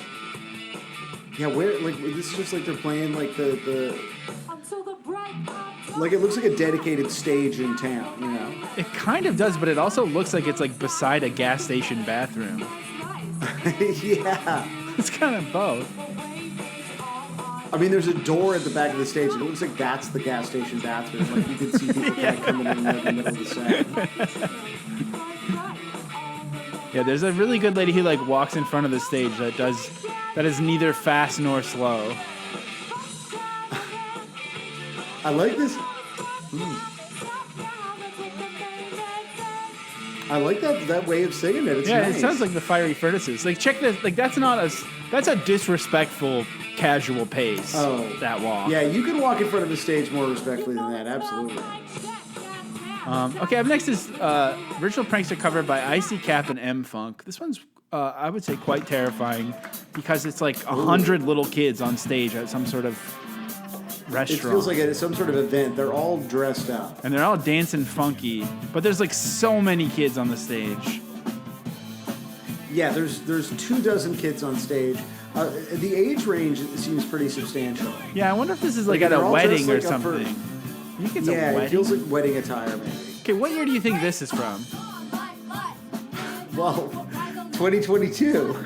It's close. 2018. Oh, that's older than I would have thought, actually. Really? That's already compared to what I've seen from 2022. We were already doing the pod when this happened. Oh, wow. When there's this many kids on stage, like there's definitely some kids who are doing nothing and getting away with it. Like the girl with the hand percussion, she's not doing it. She shouldn't receive any of the applause. It's true. She's occupying valuable space. I like how the one like really awkward white kid on the far left is wearing a shirt that says Compton on it. Yeah. Oh, are there like kids who are gonna play horns or something? I feel like there's a. I think they're playing horns. There it is. Yeah. It's hard to see all the great stuff happening on stage because of the kind of extraneous. Okay, here's a band called Push Out playing it outside their school, I think, or a prison. I'm not really sure. I mean, same, right? But it seems like they don't really know how to play it. And I agree, slow it same. right down.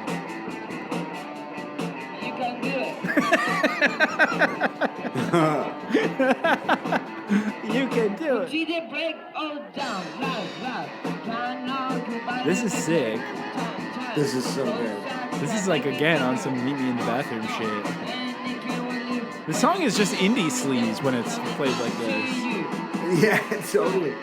The song is good. And it's adaptable. Like, it's worked in every format we've heard. Okay, this next one I just included because I thought it was funny that the name is Teenage Suicide, Teen Suicide, Sam Ray. This is just, but it's just another guitar cover, but he does a lot of bullshitting at the start. Great, like, intense filter, though. Really good aesthetic. I don't know. But then he just does, like, I think a normal cover. Cool filters, though. Still good filter. Good Teenage filter. Suicide, really come far now on Run for Cover Records. Okay, Yeah, you wanted inspiring. horns. Here's the tomato I jam. always want horns. Here we go, tomato jam. I don't know what this is. Seems like it's maybe an improv theater or something. Yeah, this. Oh yeah.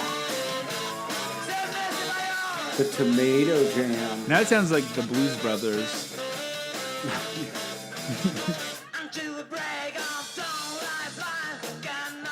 Sounds like King Kong. Yeah. This is in Belarus. Wow. This is fucking sick. Yeah, this is fucking proto-punk. Oh my god, yeah, like these guys are from Montreal. It's in Belarus, but they're from Montreal, right? I think so. Yeah, this has real nudie jeans energy from way back when. Okay, this next one, I don't really get this one, but I think we should try to figure out something about it first because it seems like there's something interesting here. M House Home Studio. Now it makes it seem like that. So this is 51 views. It's from 2021. It says social distance, social online, stay home jam just for relax. Guitar riff, Jovi, what don't you guitar understand rhythm. about that? M House. Well, what I don't understand is that they're all together in an office performing this. They're not staying home. Well, they're doing it for you. They want you to stay home, so they're original. Yeah. M House Home. Look at that logo. It's so cool. There's some great photos on here too of them. Oh wow. It's really good. Oh my god. So these people obviously work together. Yeah, but I don't understand. Like that's. Oh wow, this office is decked out. They're all in the office. Like everyone's there. This isn't a stay home thing. Maybe they're sharing. No, these are photos of a time pre-COVID where they used to have these jams. It says Happy New Year. It's Happy New Year concert. I think. No, I think this is because these are stills. This is not a video. That's so I true. think the sound is like separate, but they're reminiscing with all these old pics because it's decorated different in every photo. It looks like a delightful. Oh, you're right. 2015. You're right. Yep, you're right. There you go. Sam's right. So we figured it out. I trust him with knowledge. I mean, this is probably my favorite cover / video. Oh yeah. Well, I want to stop talking over a second because I feel like it was good and we haven't given them room.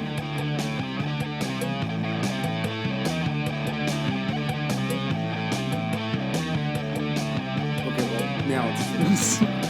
You know it smells like. I appreciate that they didn't cuss.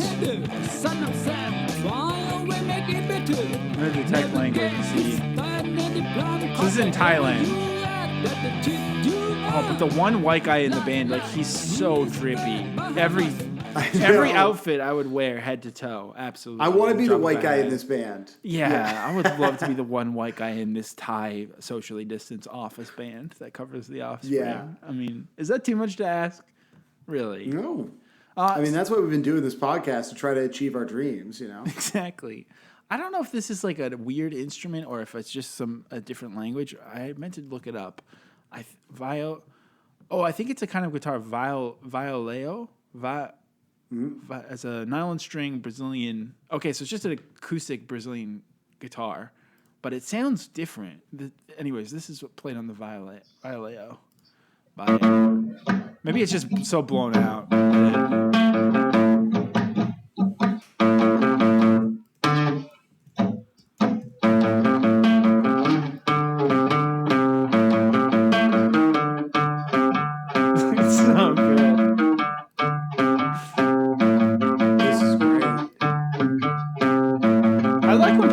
Not to sing. It is a really good tone. Just let the riff speak for itself, Let your tone do the talking.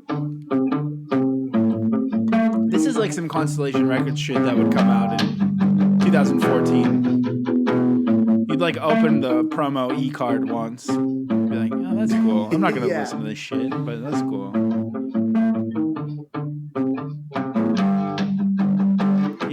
Yeah, like someone named like Sandra is on Constellation. And you're like, oh, that's cool.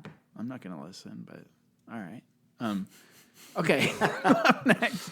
Now maybe the tone is down a little bit. I thought maybe it's time to wake up. So once again, it's a marching band doing it in 2001. I think it's the same. Maybe was it Ohio University? I can't remember. Oh, yeah. So this is actually original Prankster is a pre 9/11 banger. Oh wow, yeah. It's another big time prank.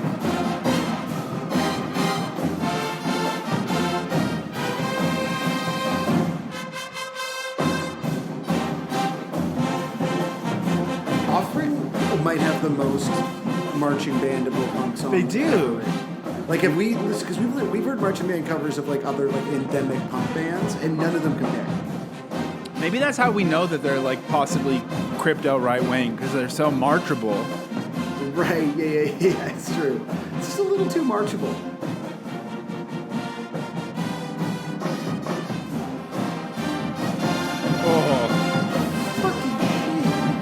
That's too good. Oh my god. Unbelievable. So Unbelievable. good. All right, here's just a couple of smiley old guys doing it from SoundCloud. I just thought, I'm having some fun with it too. I'm allowed to have fun with the covers. I think you're entitled to have a good time once or twice. Do.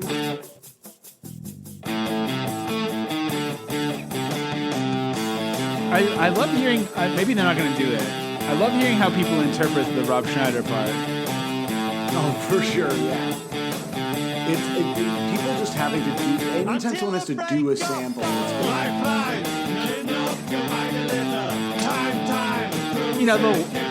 their wives are probably having a nice catch up in the other room, and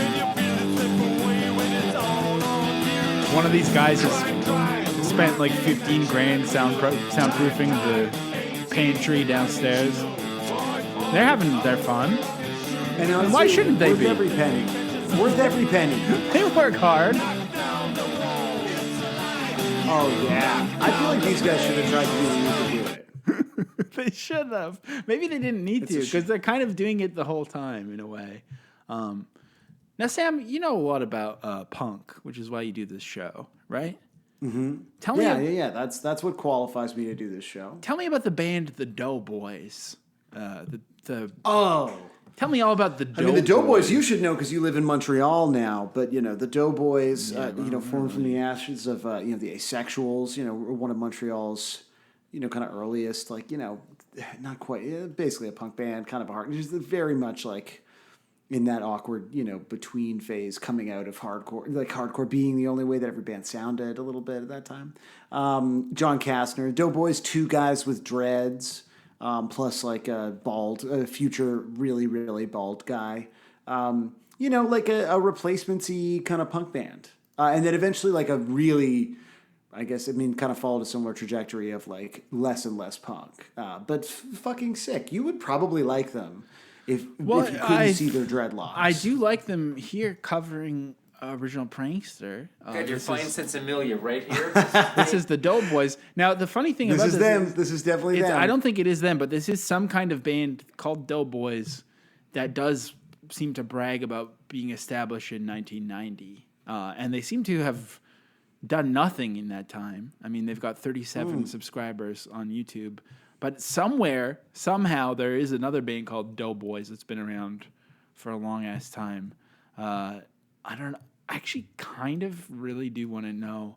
Well, let's watch this first, but I'm kind of curious what their original music sounds like too. But I feel like we should listen to it. That's the time when they could have been sued probably by the Canadian Doughboys, right? Like if the American Nightmare thing happened in 2003 or whatever in the 90s. Anyways, this is them at the DeLuna Fest sessions. The Doughboys, the 90s Doughboys. All right, they're in like a we talked about, right? cheap hotel room, I think. All right. Got 2 beds. You ready, Dan? I'm ready. One of them is wearing a cowboy hat. See, it shows old photos of their old band.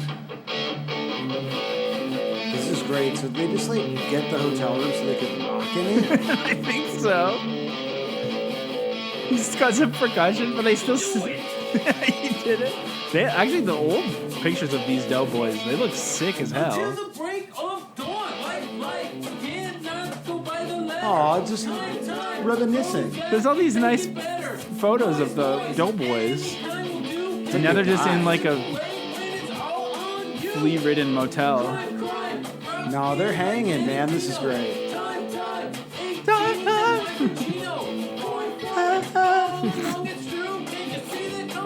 Oh, this is. I love these Doughboys. I want to hear a Doughboys original. Okay, let's check out their song "Ducks of Central Park."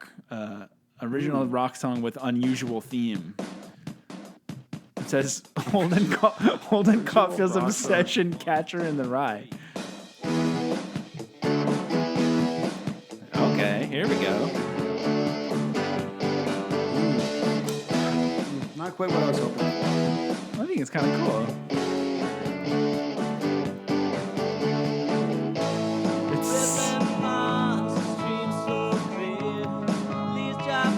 Oh, see, this is like some shit where a guy goes power pop and stays on Dirt Nap and puts out a power pop record. Yeah. It's kind of a little bit inept. Like, it's on some Gentleman Jesse tip.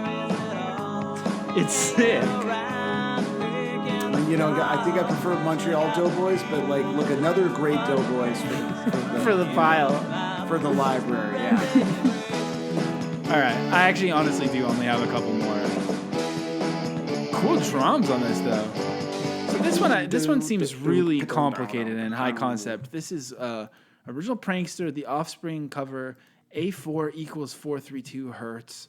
This is a very trippy sort of animation. This person's name is Oswald Montoya, which is, again, like, there's just so many different vibes to this. This is from last year, and it says, "It is just me playing all the instruments and also, for the first time, recording distortion with a new homemade guitar. Hope you like it. Thanks for passing by." So there's a homemade guitar apparently involved with this. Oh, what?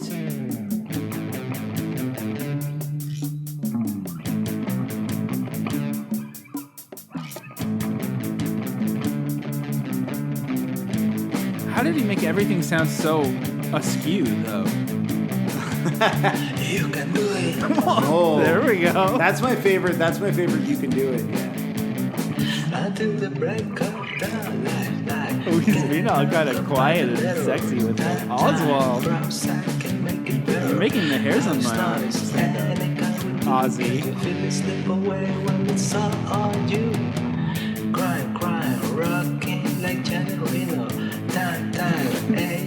Do you think he opens it up with this homemade really, like, not trying to wake the baby, you know? Yeah.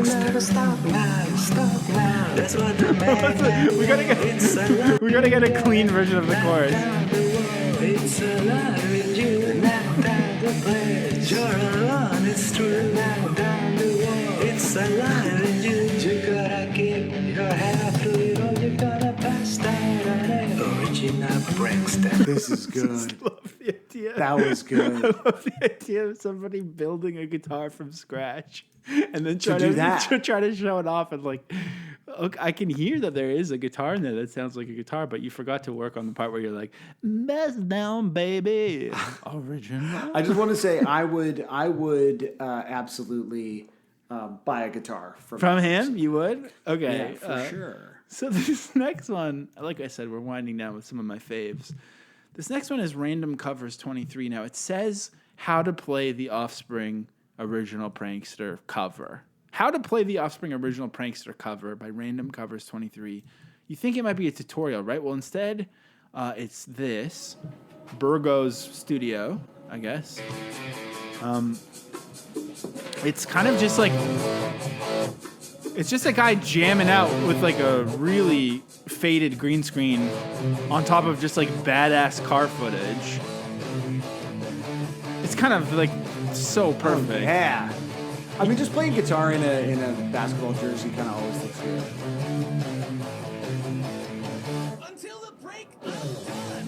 But I don't really think you would learn how to play it from this because you can barely see him because he's trying to show off this racing footage that he's superimpose himself on top of. But who am I to judge, really? I guess is the lesson. This is great. I want to hang out with this guy. I feel like he's a good hang. I feel like he could really explain racing to me. That's all I really want. Yeah, I feel like the video's changed. Oh no, it's still just like cool drifting and stuff. I mean, is there any other kind of drifting? No, that's true. So that's Random Covers 23 with a guitar lesson on how to play it. Now this is a bass remix by Weed. I think the user was Weed ? On SoundCloud. Weed? And it's like a giggling 12-year-old boy, as it should be. This is the bass remix. You might want to turn down your volume a little. Shit. I'm feeling that. Yeah, it like hits the spot right about now. Oh yeah, that's like in my brain.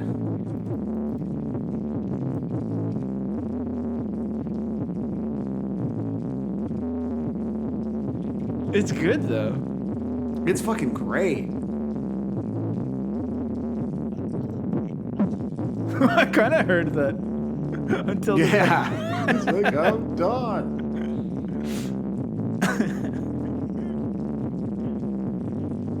Okay, I got two left for you. This is by Remy Dupuis. And again, it has kind of an interesting... This is the Offspring original Prankster guitar backing track with vocals, is what Remy says about this one. So I think this might be for karaoke or... Oh yeah, this definitely... It sounds like a karaoke track. Power Director is the watermark for the... This is so sick. Oh my god. The drums sound like real industrial music. Oh yeah, I think it's like... What it was is they made a karaoke track and then they tested it out by putting the official a cappella on top of it. That's what it was. And it says original Prankster guitar backing track with vocals. I think the purpose of this is to play guitar along to this, so that you're not playing along, like, so you could just add your own guitar to this. It's kind of interesting. Seems like excessive, but you know. Well, especially because I think, if I recall correctly, I was trying to see what happens. I think it really... Oh. It kind of falls apart, eh? Yeah. Kind of... Remy, what is... Remy. Oh, yeah. It's hard to listen to. Let's give it a little bit longer. See how it... It'd be pretty fun to play guitar along to this. I feel like, yeah. That's... So good to see ya. 9-9. Don't wanna be ya. I feel like it'd be hard to do it, but if you could do it, it would be worth it. It's probably good practice if you could. Like a situation where you can't hear the monitors. It's definitely making me feel insane. I hope this is someone's first episode.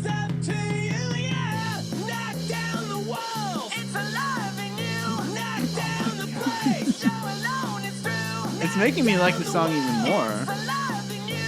Well, again, it works as this like sort of deconstructed piece of difficult art, I guess. Well, okay, we've deconstructed it with our friend Remy Dupuis. Let's reconstruct it via Woza and Nautica with the final cover this week. It's really hard to listen to, the trance remix. Here we go. This'll help. This'll help. This'll help.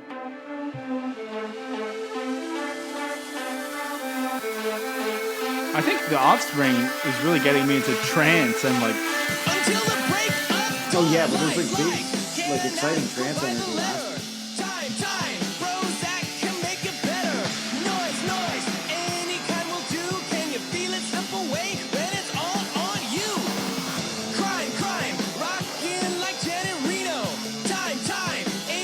You just know it's about to fucking explode.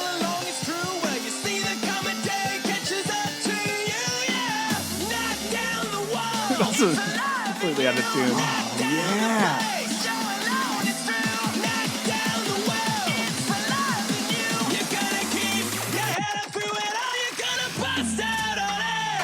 They never give you what you want when you think you're going to get it. You got to wait. And that's the beauty of it. That's why I consider EDM my family. Oh, there we go. Now we're feeling something. Hi.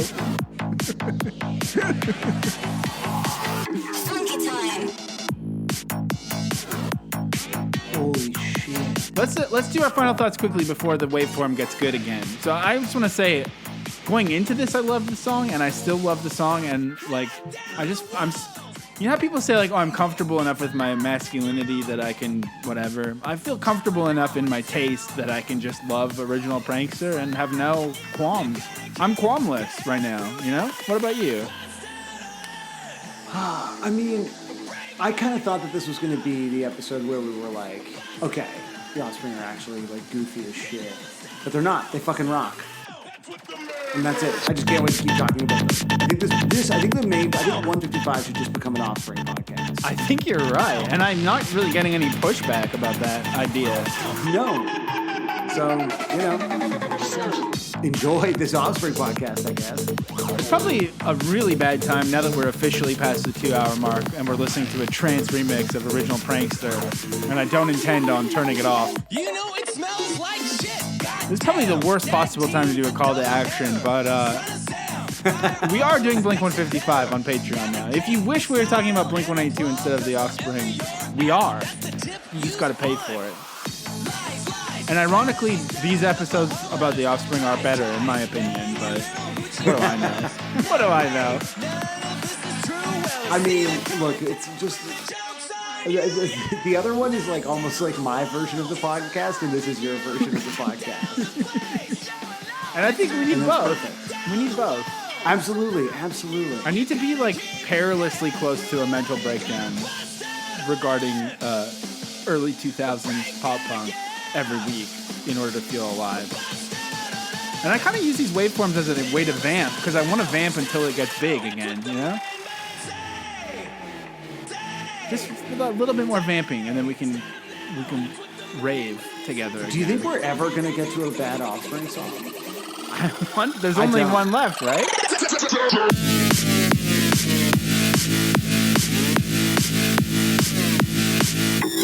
I am very excited. I'm a big fan of this guy. I cannot wait to talk to him. Under these circumstances is most exciting of all. I don't think that's a sentence. I'm not a host, but he is. It's Tanner Zipchen. What's up, Tanner? Hey, how you doing, man? Oh, man, I'm so excited to talk to you. I was such a fan. Yeah. I was so comforted every time I'd go to the movies to see you. Oh, you know, it was so sweet. I never played Time Play. I never did any of that stuff, but I wanted to see what Tanner Z was up to.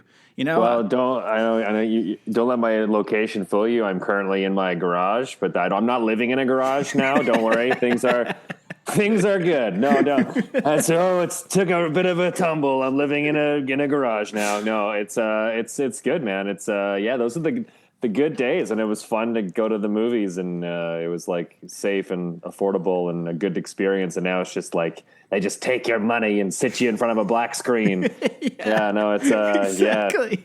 So here's something I really want to know. This is my one. We're going to talk about a different topic today. Mm-hmm. What I need to know. This was a rumor that happened that I can't remember if it was a direct quote or not. Is it true that you were being paid in scene points, or was that blown out of proportion? Yeah, I mean, it was. It was definitely blown out of proportion, but I mean, like any internet rumor, there's always like a little bit of truth, which is what gives it legs. And what happened was, where this all started is I was approached by a writer from the Toronto Star right after I had, parted ways with the company. And I wasn't going to do any interviews. I kind of want to just like let it all go. I made my little statement online, and that was it. And they approached me on an article that they were putting together that was about working, for exposure in the industry. And it is a big issue. I think a lot of people sacrifice a lot to get an opportunity to be a part of this. And I thought I could contribute a little bit of my perspective. And, they had said that they were interviewing a bunch of other people. I think I was number like 5 or 6 that they had spoken with. And then, we sat down, did this interview, and I really honestly didn't even say a lot. Like the true story as to like why I parted ways and everything and what really went down has never even been told yet, and it's a crazy story. And, we were talking about, what it's like working for exposure, all this stuff. And then when the article hit, they had removed almost everyone else's perspective and then made it sound like I spoke out. And then people were like, oh, there's some tea here. And then they read into it. And then they, the assumption was then at that point that I had been let go because I was working for Scene Points. And then when I asked for money, they were like, that's it, kid, get out of here. We're not paying you real dollars. But the truth is it was a contest, and the contest was, you could be the host of the show for a year, and they would, give you free movies for a year in return. And what happened was that it obviously turned into a bigger thing, and it was a job. So, I mean, technically in that first year, they really did stick to the contract. Right. And even though my responsibilities grew beyond what they had promised, because I think they realized with my background, they could do a lot more. So I was doing a lot more, but they still held on to the deal of only giving me Scene Points for the first year. But when I stayed on past the first year, I did get real dollars. And then as well as any of the extra stuff I did that wasn't in that contest contract, like I was writing for their website, I was doing some podcast stuff, all that other stuff. Yeah. That was all additional and whatever. Right. But yeah, the nugget of truth is it was a contest for free movies in, terms of scene point, enough Scene Points worth anyway. So yes, I was paid in points, but it was only for a year. And then it was a real job for the remainder of my time there. And it was, what was it, five or so years? So I mean, it's for me, like growing up, going to punk shows, people would talk about the punk scene, and I remember people, if you weren't like cool, they'd be like, you don't have enough Scene Points, like in like the early 2000s. So I've always thought about that idea. It's true. Of Scene Points. The scene. Yeah. Scene Points. Yeah, that makes sense. So then, I mean, sometimes I feel like I'm literally paid in Scene Points. Yeah, and people still ask me, they're like, how many Scene Points do you have? Okay, so then tell me right now, how many Scene Points do you have? You must be swimming in them. Yeah, people all the time, they try to be funny online. They ask, and the deal is not a lot, because when I actually got the points, they changed the point value for the movie. So the year's worth of Scene Points I got actually ended up not even being enough to get me a year's worth of movies. So I depleted them pretty quickly, and I don't think I might have like a small offshore account somewhere with a couple points in it. But honestly, you probably have more than I do at this point. And I'm not exactly supporting that company anymore to accumulate more anyway. So you had to accrue the point. So it wasn't Scene Points and free movies. You had to accrue enough points to get they gave you, they basically just gave you enough points to which would have been translated to about a movie a week for a year. So whatever that works. So if say it was 1,000 points for a movie, they would have give you like 52,000 points. So you can go to see one movie a year for the full year. But then after I got the points, they like doubled the point value of the movie. So and then anyway, it was a whole thing. Par for the course, though. Par for the course. For our non-Canadian listeners, we're talking about Cineplex, which is like the movie franchise in Canada. Yeah, the monopoly. They have some kind of, I don't know how it works, but they literally have a monopoly. So if you want to go see whatever, like the new Black Adam with Dwayne Johnson, you're kind of stuck going there because they kind of have the hold on the market in Canada. So, I mean, it's, we'll move on from this in a second, but, you've kind of been burned by them. And I would, I love even your Twitter now. It's definitely, you're not just trying to be a Cineplex host anymore. You're being a guy with opinions. It's great. Yeah, and there was a lot of opinions that, of course, being a representative of a corporate company, you can't share. Yeah. You're like, you got to love every movie and whatever. And in the actuality, there was a lot of like dirty stuff going on behind the scenes. There was like insider deals. There was stuff that was like super shady stuff that I witnessed that I would see. Like I remember walking in the mailroom one day and there was a ton of Blu-rays sitting on the counter because I would go in the mailroom and get posters because I collected movie posters. And I had just voiced this promo for this, whatever it was, like a Charlotte's Web showing at a movie theater for families. And there was all these Charlotte's Web Blu-rays. And I was like, are we sending these to theaters? I'm like, that's a little like that's a very coincidental. And I'm like, and they're like, yeah. And she's like putting the stuff in the box. It's like, yeah, we couldn't find like the whatever DCP the real version of the movie. So I'm like, do people know they're seeing a Blu-ray version?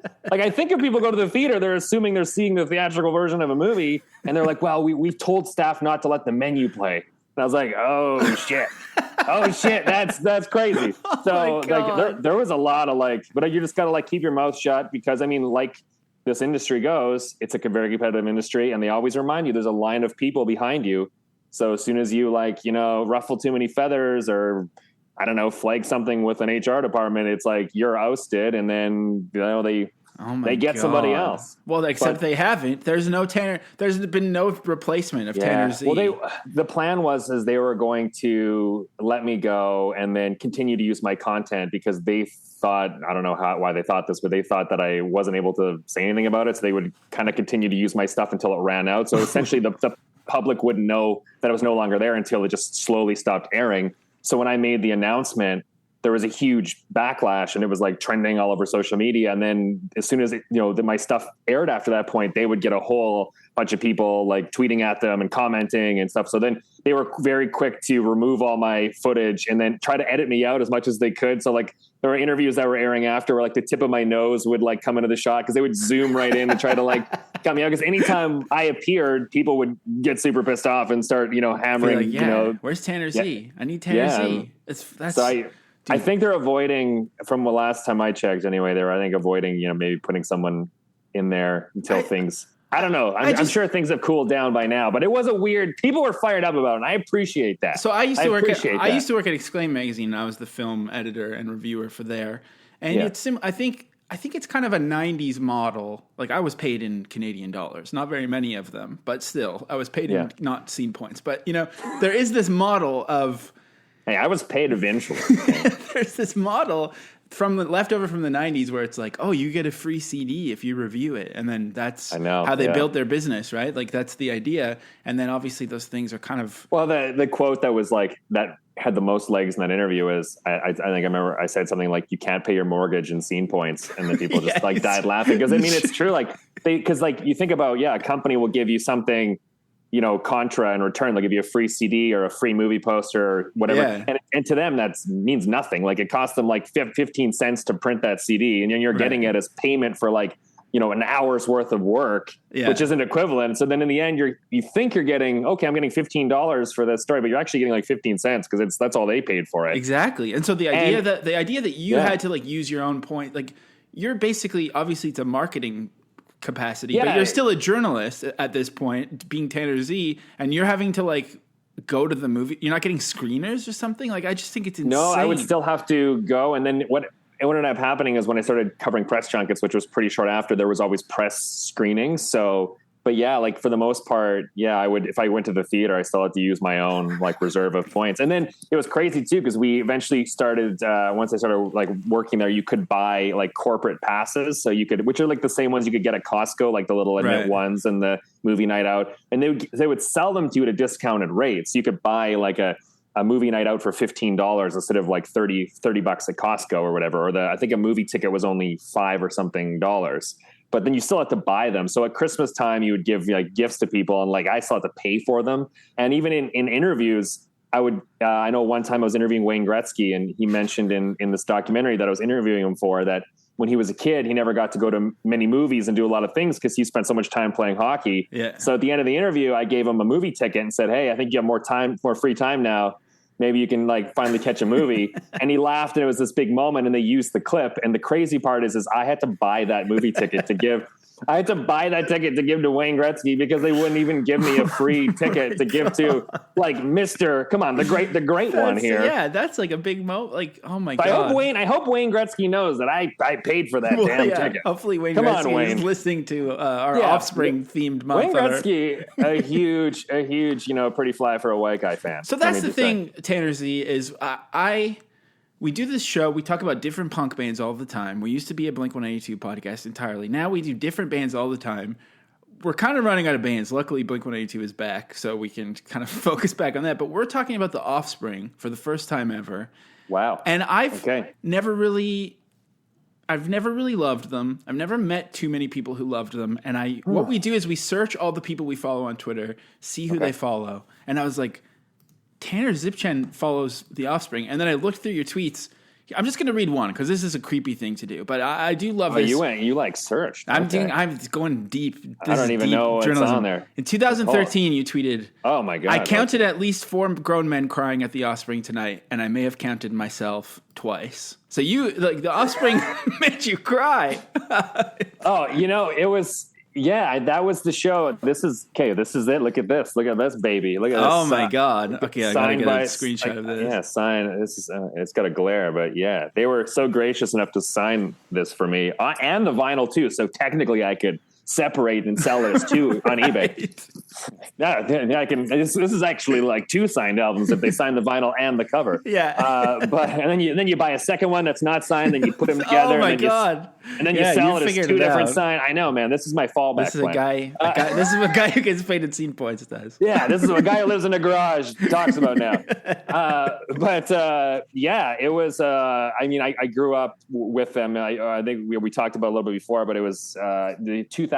The first album that I got into was the Conspiracy of One album, and that was the first time I think they unveiled their logo with the badass skull, and then original Prankster was on it. I remember that we were still watching music videos at that time, and the music video was the kid. There's a kid who makes a dog shit sandwich and feeds it to his dad or whatever, and it was so badass. They're on the beach in Huntington Beach. They got all these big cars like this one in the background, and it's so cool. And I was like, this is cool. These guys are awesome.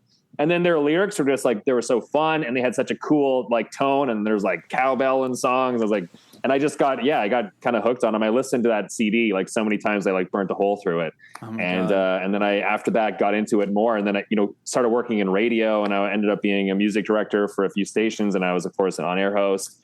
And I always loved playing them as much as I could. You could sneak them in if it was a modern rock station, or even some that try to on pop stations. A little Throwback Thursday, you could sneak in a little Pretty Fly for a White Guy. That was mainstream enough for a pop station.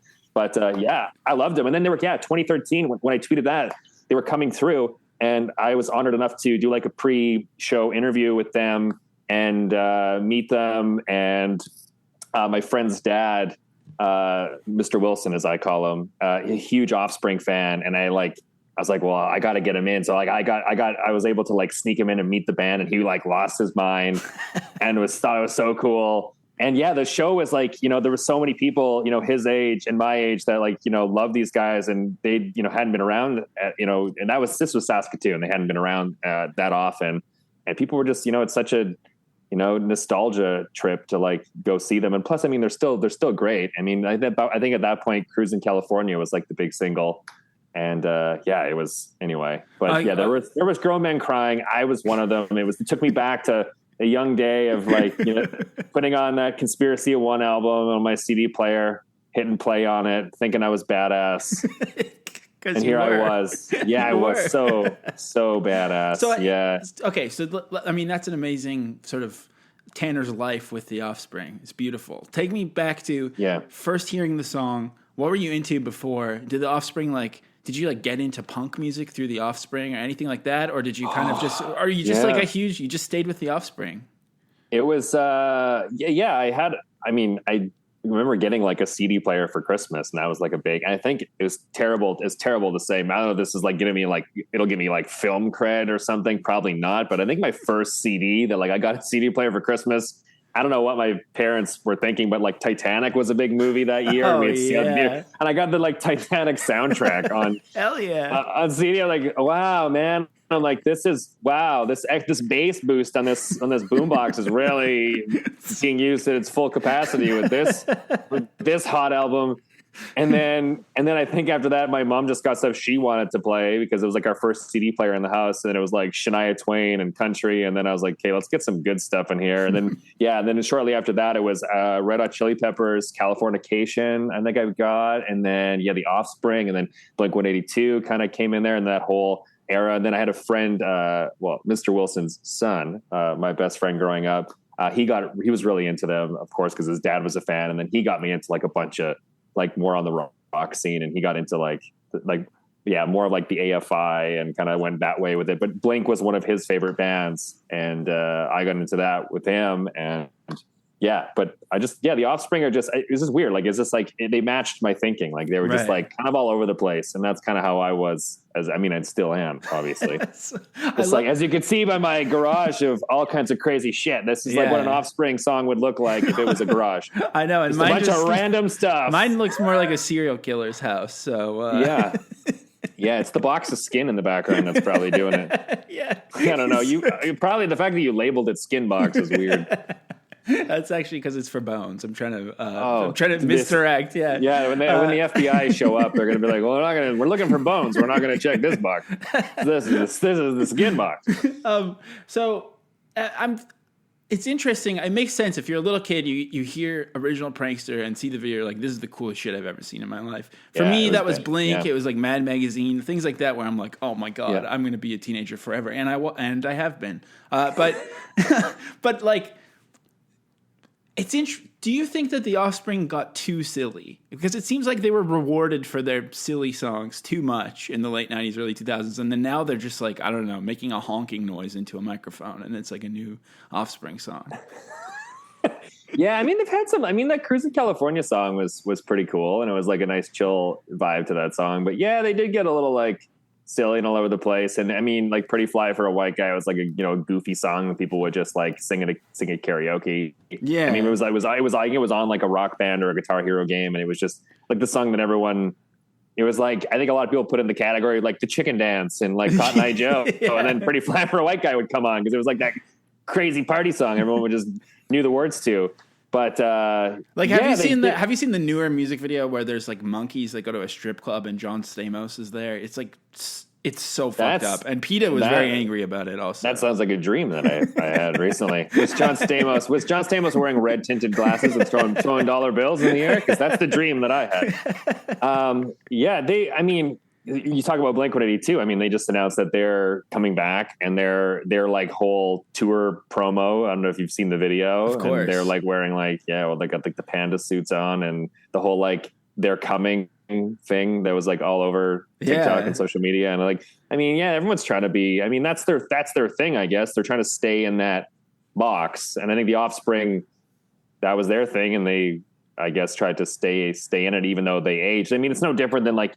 You go to a Simple Plan concert today and they're still talking about like how their mom doesn't understand them and all this stuff. And I'm like, you're like 45, 50 now. Like, what's with the like, leave me alone, mom. Like, it just doesn't hit the same anymore. But I mean, that's their thing. I mean, yeah, it's true. Maybe. Unless you're Bruce Springsteen and you sang like at a whole different octave, and then you got old, and then now you're this like weird growly old singer, and his whole music changed. Because like you listen to like early Bruce Springsteen, you're like, is this the same guy? That's true. And then you hear him now, and he's like, we're way down here, and I'm like, wow. I think he realizes he's like, I should sing songs for longevity. Like it's like poor Axl Rose, who had these crazy songs, and then I don't think he thought about touring and singing these songs for 30 years and be like, dude, that's a lot on the vocal cords. And if you've seen the recent videos, he's having a hard time keeping up to that. Well, I think they've invented some kind of, because the chorus of Pretty Fly for a White Guy, a couple of weeks ago, we were watching some recent live videos,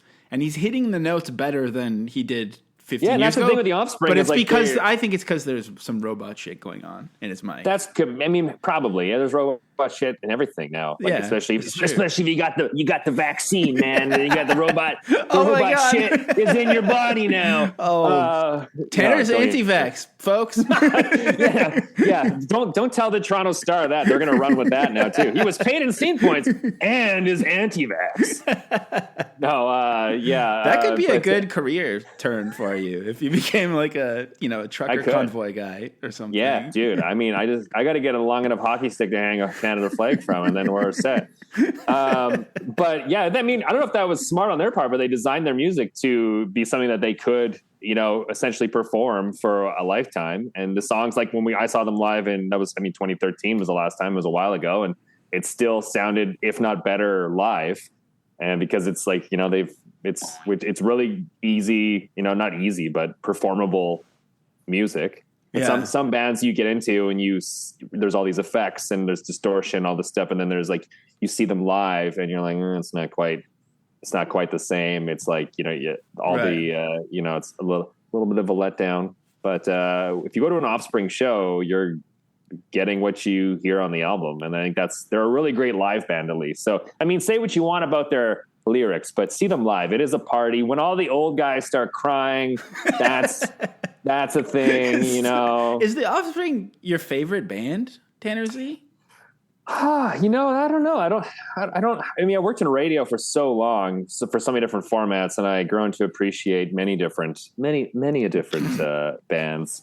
But they're definitely up there. Like if I had to list like a top, I mean, I don't think I could really say I have a favorite. It's tough. It's like same people ask me the movie, what's your favorite movie? And I'm like, I don't know. Like, I mean, I always say Jurassic Park because it was the one that kind of like got me started and like loving like the effects of movies and behind the scenes stuff. And I loved dinosaurs as a kid, but I mean, it's really hard to like pin it down to one. So as far as music goes, I mean, I don't know if it's like rock. It's like the Chili Peppers, like I said, were huge for me. That was like my first album. And then the Offspring, they were up there. I mean, of course, like Blink-182. And then like in later years, I started appreciating, you know, more. It was like Soundgarden, Chris Cornell, which I mean, I think I got there's a Chris Cornell poster in the background. Nice. But it's like, yeah. And then there's, you know, then in pop, you appreciate different things, different artists. And, True. You know, like, True.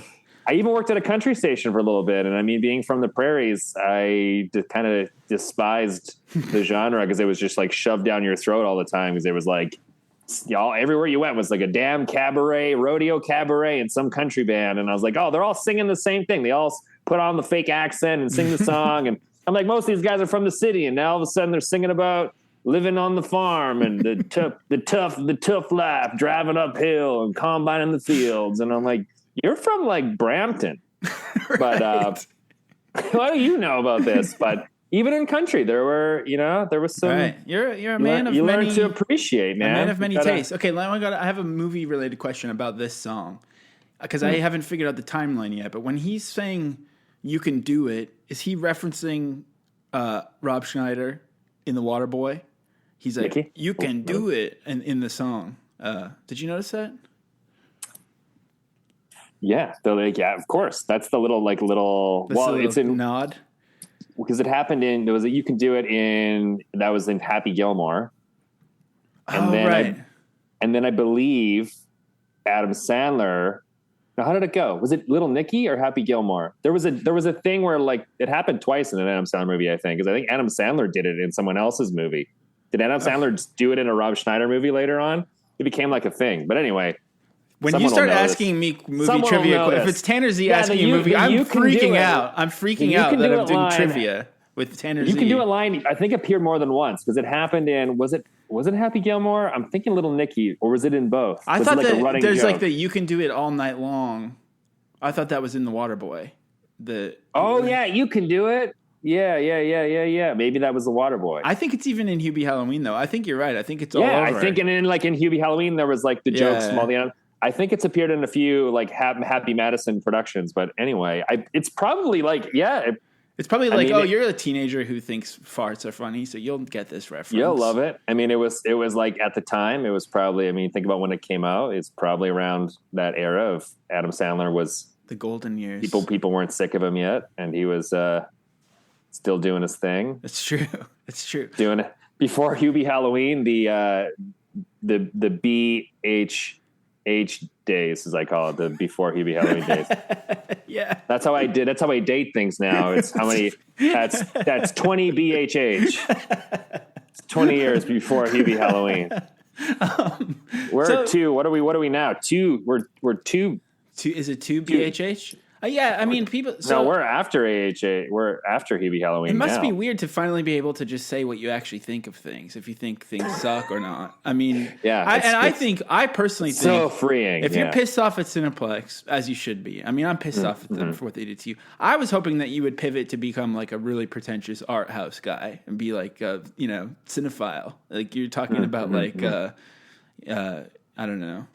Like Godard, the Criterion collection. Like, everything, we need a Criterion era. Tanner everything I own is a Steelbook. I tell you, I don't even think VHS originals and Steelbooks is all I have in my they weren't collection. even showing Charlotte's Web on 35 mil. No, I can't believe that.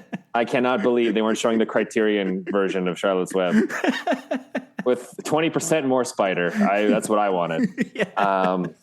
God, my God. Yeah, that whole deleted scene where there was the extra messages written in the web and it got really dark. It's very philosophical. Yeah. Bacon is murder. Whoa, Charlotte, back off. What do you mean bacon is murder? But I mean, obviously, you're going to be coming on this show all the time now. I'm not going to stop bugging you because it's great. been so Yeah, fun. I mean, I'm still. What else I'm are you still, doing? What the people want to know? And you know, I still love movies. I always have loved movies. It was one of the things that really got me into like what I'm doing now. So captivated by like how they came together and everything that went into it. And that's why I took the opportunity to grab that gig and move from radio to Toronto and do more something that was more in line with my true passion. And unfortunately, living in Saskatchewan, there is no film industry. The tax credit got axed years ago, so that pretty much everything dried up with that. And so you were limited to what you could do in that creative field. So I found radio because it was kind of the most I could really find. If you wanted to be an actor, there were like local like Shakespearean productions and whatever. But so here I am in Toronto, and I'm still doing what I was doing before. Like I'm still hosting and a lot more acting now. I have the time to audition, and I recently appeared in What We Do in the Shadows. I've been on The Boys, a few other things coming up. But I'm still at it. I'm not as like as you say, like the hardcore movie people. The Criterion. I love movies, but I also appreciate movies for what they are. And I think a lot of people would walk into a Hubie Halloween, and I love the critics. They'd be like, "Oh, it was comedic dribble, and what a stain on our culture." I'm like, dude, it's a movie for people who are fans of Adam Sandler, and you got Rob Schneider doing the "You Can Do It" line again. I'm like, you're not comparing this to like Training Day. I like, always hated that. I always hated when people would be like, "Oh, Zoolander 2, what is it saying about the fashion industry?" It's like, are you fucking stupid? It's a bunch of guys. And they would hold it to like, you got to judge like, if it's like you're judging like pizza and comparing pizza to like steak or a cake, a birthday cake. It's like two different categories, man. It's like you can't. People would compare, and then they would also like. I always loved those hardcore critic people because they would just say things obviously for clicks and whatever. And I think when they thought they were critics, that meant they were just like, haters. Like they would just find things they'd point out all the flaws, and like they couldn't love a movie because then that would mean they weren't a good critic because they couldn't see the problems with it or whatever it may be. But like, I would go to a movie and be like, yeah, it was good. It's great. It's fine. I wouldn't be like, well, the lighting in the last scene was like that long one take was unnecessary in the third act. I'm like, dude, it is what it is. If it is a serious dramatic film, an art house film, then judge it for that. Yeah. But I mean, I would always love, and I did cover the Zoolander 2 press junket, and it's Zoolander. Like, what were you expecting? Exactly. I'm like, come on. And the reason, if you look at the first one again, it's because in that time you were, how many years younger, and that shit was funny. Exactly. And now you look back and you even now, like the litmus test is like, show a kid now Zoolander, they're gonna be like, this is terrible. But like, and the people are like, this is the best thing. It's like the 30-year-olds that, because it's more of like the nostalgia that you're loving these movies for. But anyway, it's I love movies for movies, and I think that I still think you should watch like a 5-hour paint drying kind of, like, I still think you should get into like some real, like start wearing a turtleneck. I could guide you. I love that kind of shit too. So I could take you. I think I want pretentious reviews. Tanner Z. Pretentious. Yeah. That'd be and it's funny too, like the amount of people as far as like reviews go would say things because there was this huge, group of people in that world that just wanted their like name on a poster or on like a DVD sleeve. Oh yeah. So they would go to a movie, and I would be with them at these screenings, and I'm working for the company I work for. I wasn't allowed to like give a quote because I was like, I guess they were, in affiliation with the company and whatever. Right. And then a couple times they tried, and then they realized like, oh, we can't run your quotes. So they had to anyway, but they would always ask for quotes, and you would come out of like Peter Rabbit, and somebody would be like, the must-see movie of the summer. And then they would sign their name because they knew that like the studio would put it on the poster, and then they would see their name on like the cardboard thing at the theater. And then they would take selfies beside their name on the cardboard thing. Yeah. And I'm like, but hold on a second, man. I'm like, is it really the must-see movie of the summer, or are you just trying to get movie cred and getting your name on the sign? That happened to me at TIFF. So I am the hater that you're talking about. I was a lot of the time, but I also I agree with you too. I was willing to love things. I loved Hubie Halloween. I was open to it all, but I was hard on things. But that's all this comes down to. Are you for or against Hubie Halloween? Exactly. That's like what that it is life. What is life if it's not just? That's how I judge everything. But I saw mid-90s at TIFF. I went to the Jonah Hill screening. Him talking about his directorial debut. I thought it was pretty disappointing. I just thought it was like boring and it didn't live up to the hype. Yeah. And so, I gave it like a 6 out of 10 or something. I wasn't mean, but I didn't love it. Another exclaim writer, because what happens is you get movie festival brain where everything is the best movie you've ever seen because you're just excited to be there. That would happen at the press junkets. Like you would know how kind of bad the movie was going to be by how elaborate the press junket would be. Yeah. Like if they were flying you to Hawaii to spend like 4 days of the 4 seasons Maui, I'm like, this is going to be terrible. Yeah. But because they want you to be like a part of it and like loving it, and they're like pouring like tequila and making you drinks, and you're like going on like snorkel tours, and then you're like doing all this movie stuff and ziplining, and then you see the movie and you're like, and then before you have time to be like, that was terrible, they're like, hey, look, a giant bird you can like hold on your arm, and like there's a sea turtle, and then you're like, wow, I love it. What a great time. I love it. Well, one of our freelancers went to mid-90s as well and like just tweeted that it was probably something like it's the must-see movie, and he had Exclaim in his bio. So Exclaim got quoted in the press materials of mid-90s, but it wasn't my review because I even noticed, even when I'd give something a good review, I would usually phrase it like, I'm just unquotable. Unlike you say you can't pay your mortgage with scene points. That's instantly quotable. I would be like, I thought this was going to suck because everything else these people do sucks, but it was actually pretty good. And then it's like, they're not going to use the reviews that. I appreciate. But that's the thing is like, you got to like, but also for me is like reading reviews is like, I appreciate somebody who's honest, but also like if someone hates everything, then like, how can you even trust their opinion? Yeah. It's like, you can't please this person. So everything's going to be like, it's true. But honestly, there is a whole, not to get into it, but that whole like review culture, whether it's music, a song, a movie, because if you read too much of like the best movie ever, the funniest movie you'll ever watch, and you go into it, you put an expectation in your brain. And then, if you tell me this is the funniest movie ever, well, I'm thinking about in my mind what the funniest movie ever looks like. And maybe our definitions are different. Right. So now I'm going to go see it. Now I'm disappointed. And maybe I don't like that movie as much. And honestly, I would have actually liked it or liked it more had you not said that. Because like I find some of my best experiences are people that say, oh, this movie's garbage. Yeah. And then I watch it and I'm like, oh, this is good. And I don't know if I'm liking it now because I expected it to be so terrible. But... I mean, okay. Last question, because we're running out of. We don't pay for Zoom. We don't get paid in scene points here. It's free Zoom. Dude, I've been contacting Zoom, and they won't accept scene points. What did you think of Cats? That's what I want to know. The butthole cut or the original? Either or. I don't know. I reviewed it. It was one of the last movies I ever saw before COVID. My wife and I had press tickets, and we're like, no one's going to go to this. We don't have to be early. We had to sit in the front row of Cats, and it fucked me up badly. It was terrifying. Like your neck got like fucked up. Just everything. I mean, my brain was it was way too close to the CGI James Corden. I was at CinemaCon, I don't know what year that was, and they unveiled like some of the footage of Cats. And I remember, they were showing, and they're like, we can't show you much, but we're working really hard on this film. And at that point, what they showed us was like early versions of scenes, and everyone was wearing like gray cat suits and things. And I remember thinking it was like things were like off about it. Like it was, I can't remember. Yeah, it was like the actors never had makeup, like cat makeup on. They were just normal makeup. And I'm like, well, why not put like, make them look like cats, and just like, why can't they wear like suits so it looks good? And like, they were just wearing these like gray morph suits and they look like themselves. And it was just all weird. And then some of them anyway, and I was like, how are they going to put this all together? And then I remember starting, like, I tried to watch it, and it was just like the CG was odd. Like the fur was weird. It didn't look real. And I'm like, and I really appreciate a practical effect. And I'm like, maybe it would have been better if they were just like either in real cat suits or they hired real cats to do this. I mean, how long would it have taken? You get a bunch of strays. Here's the thing. You get a bunch of strays. You train them to do cats. And then at the end of it all, those cats are more adoptable. So help find a home for those animals.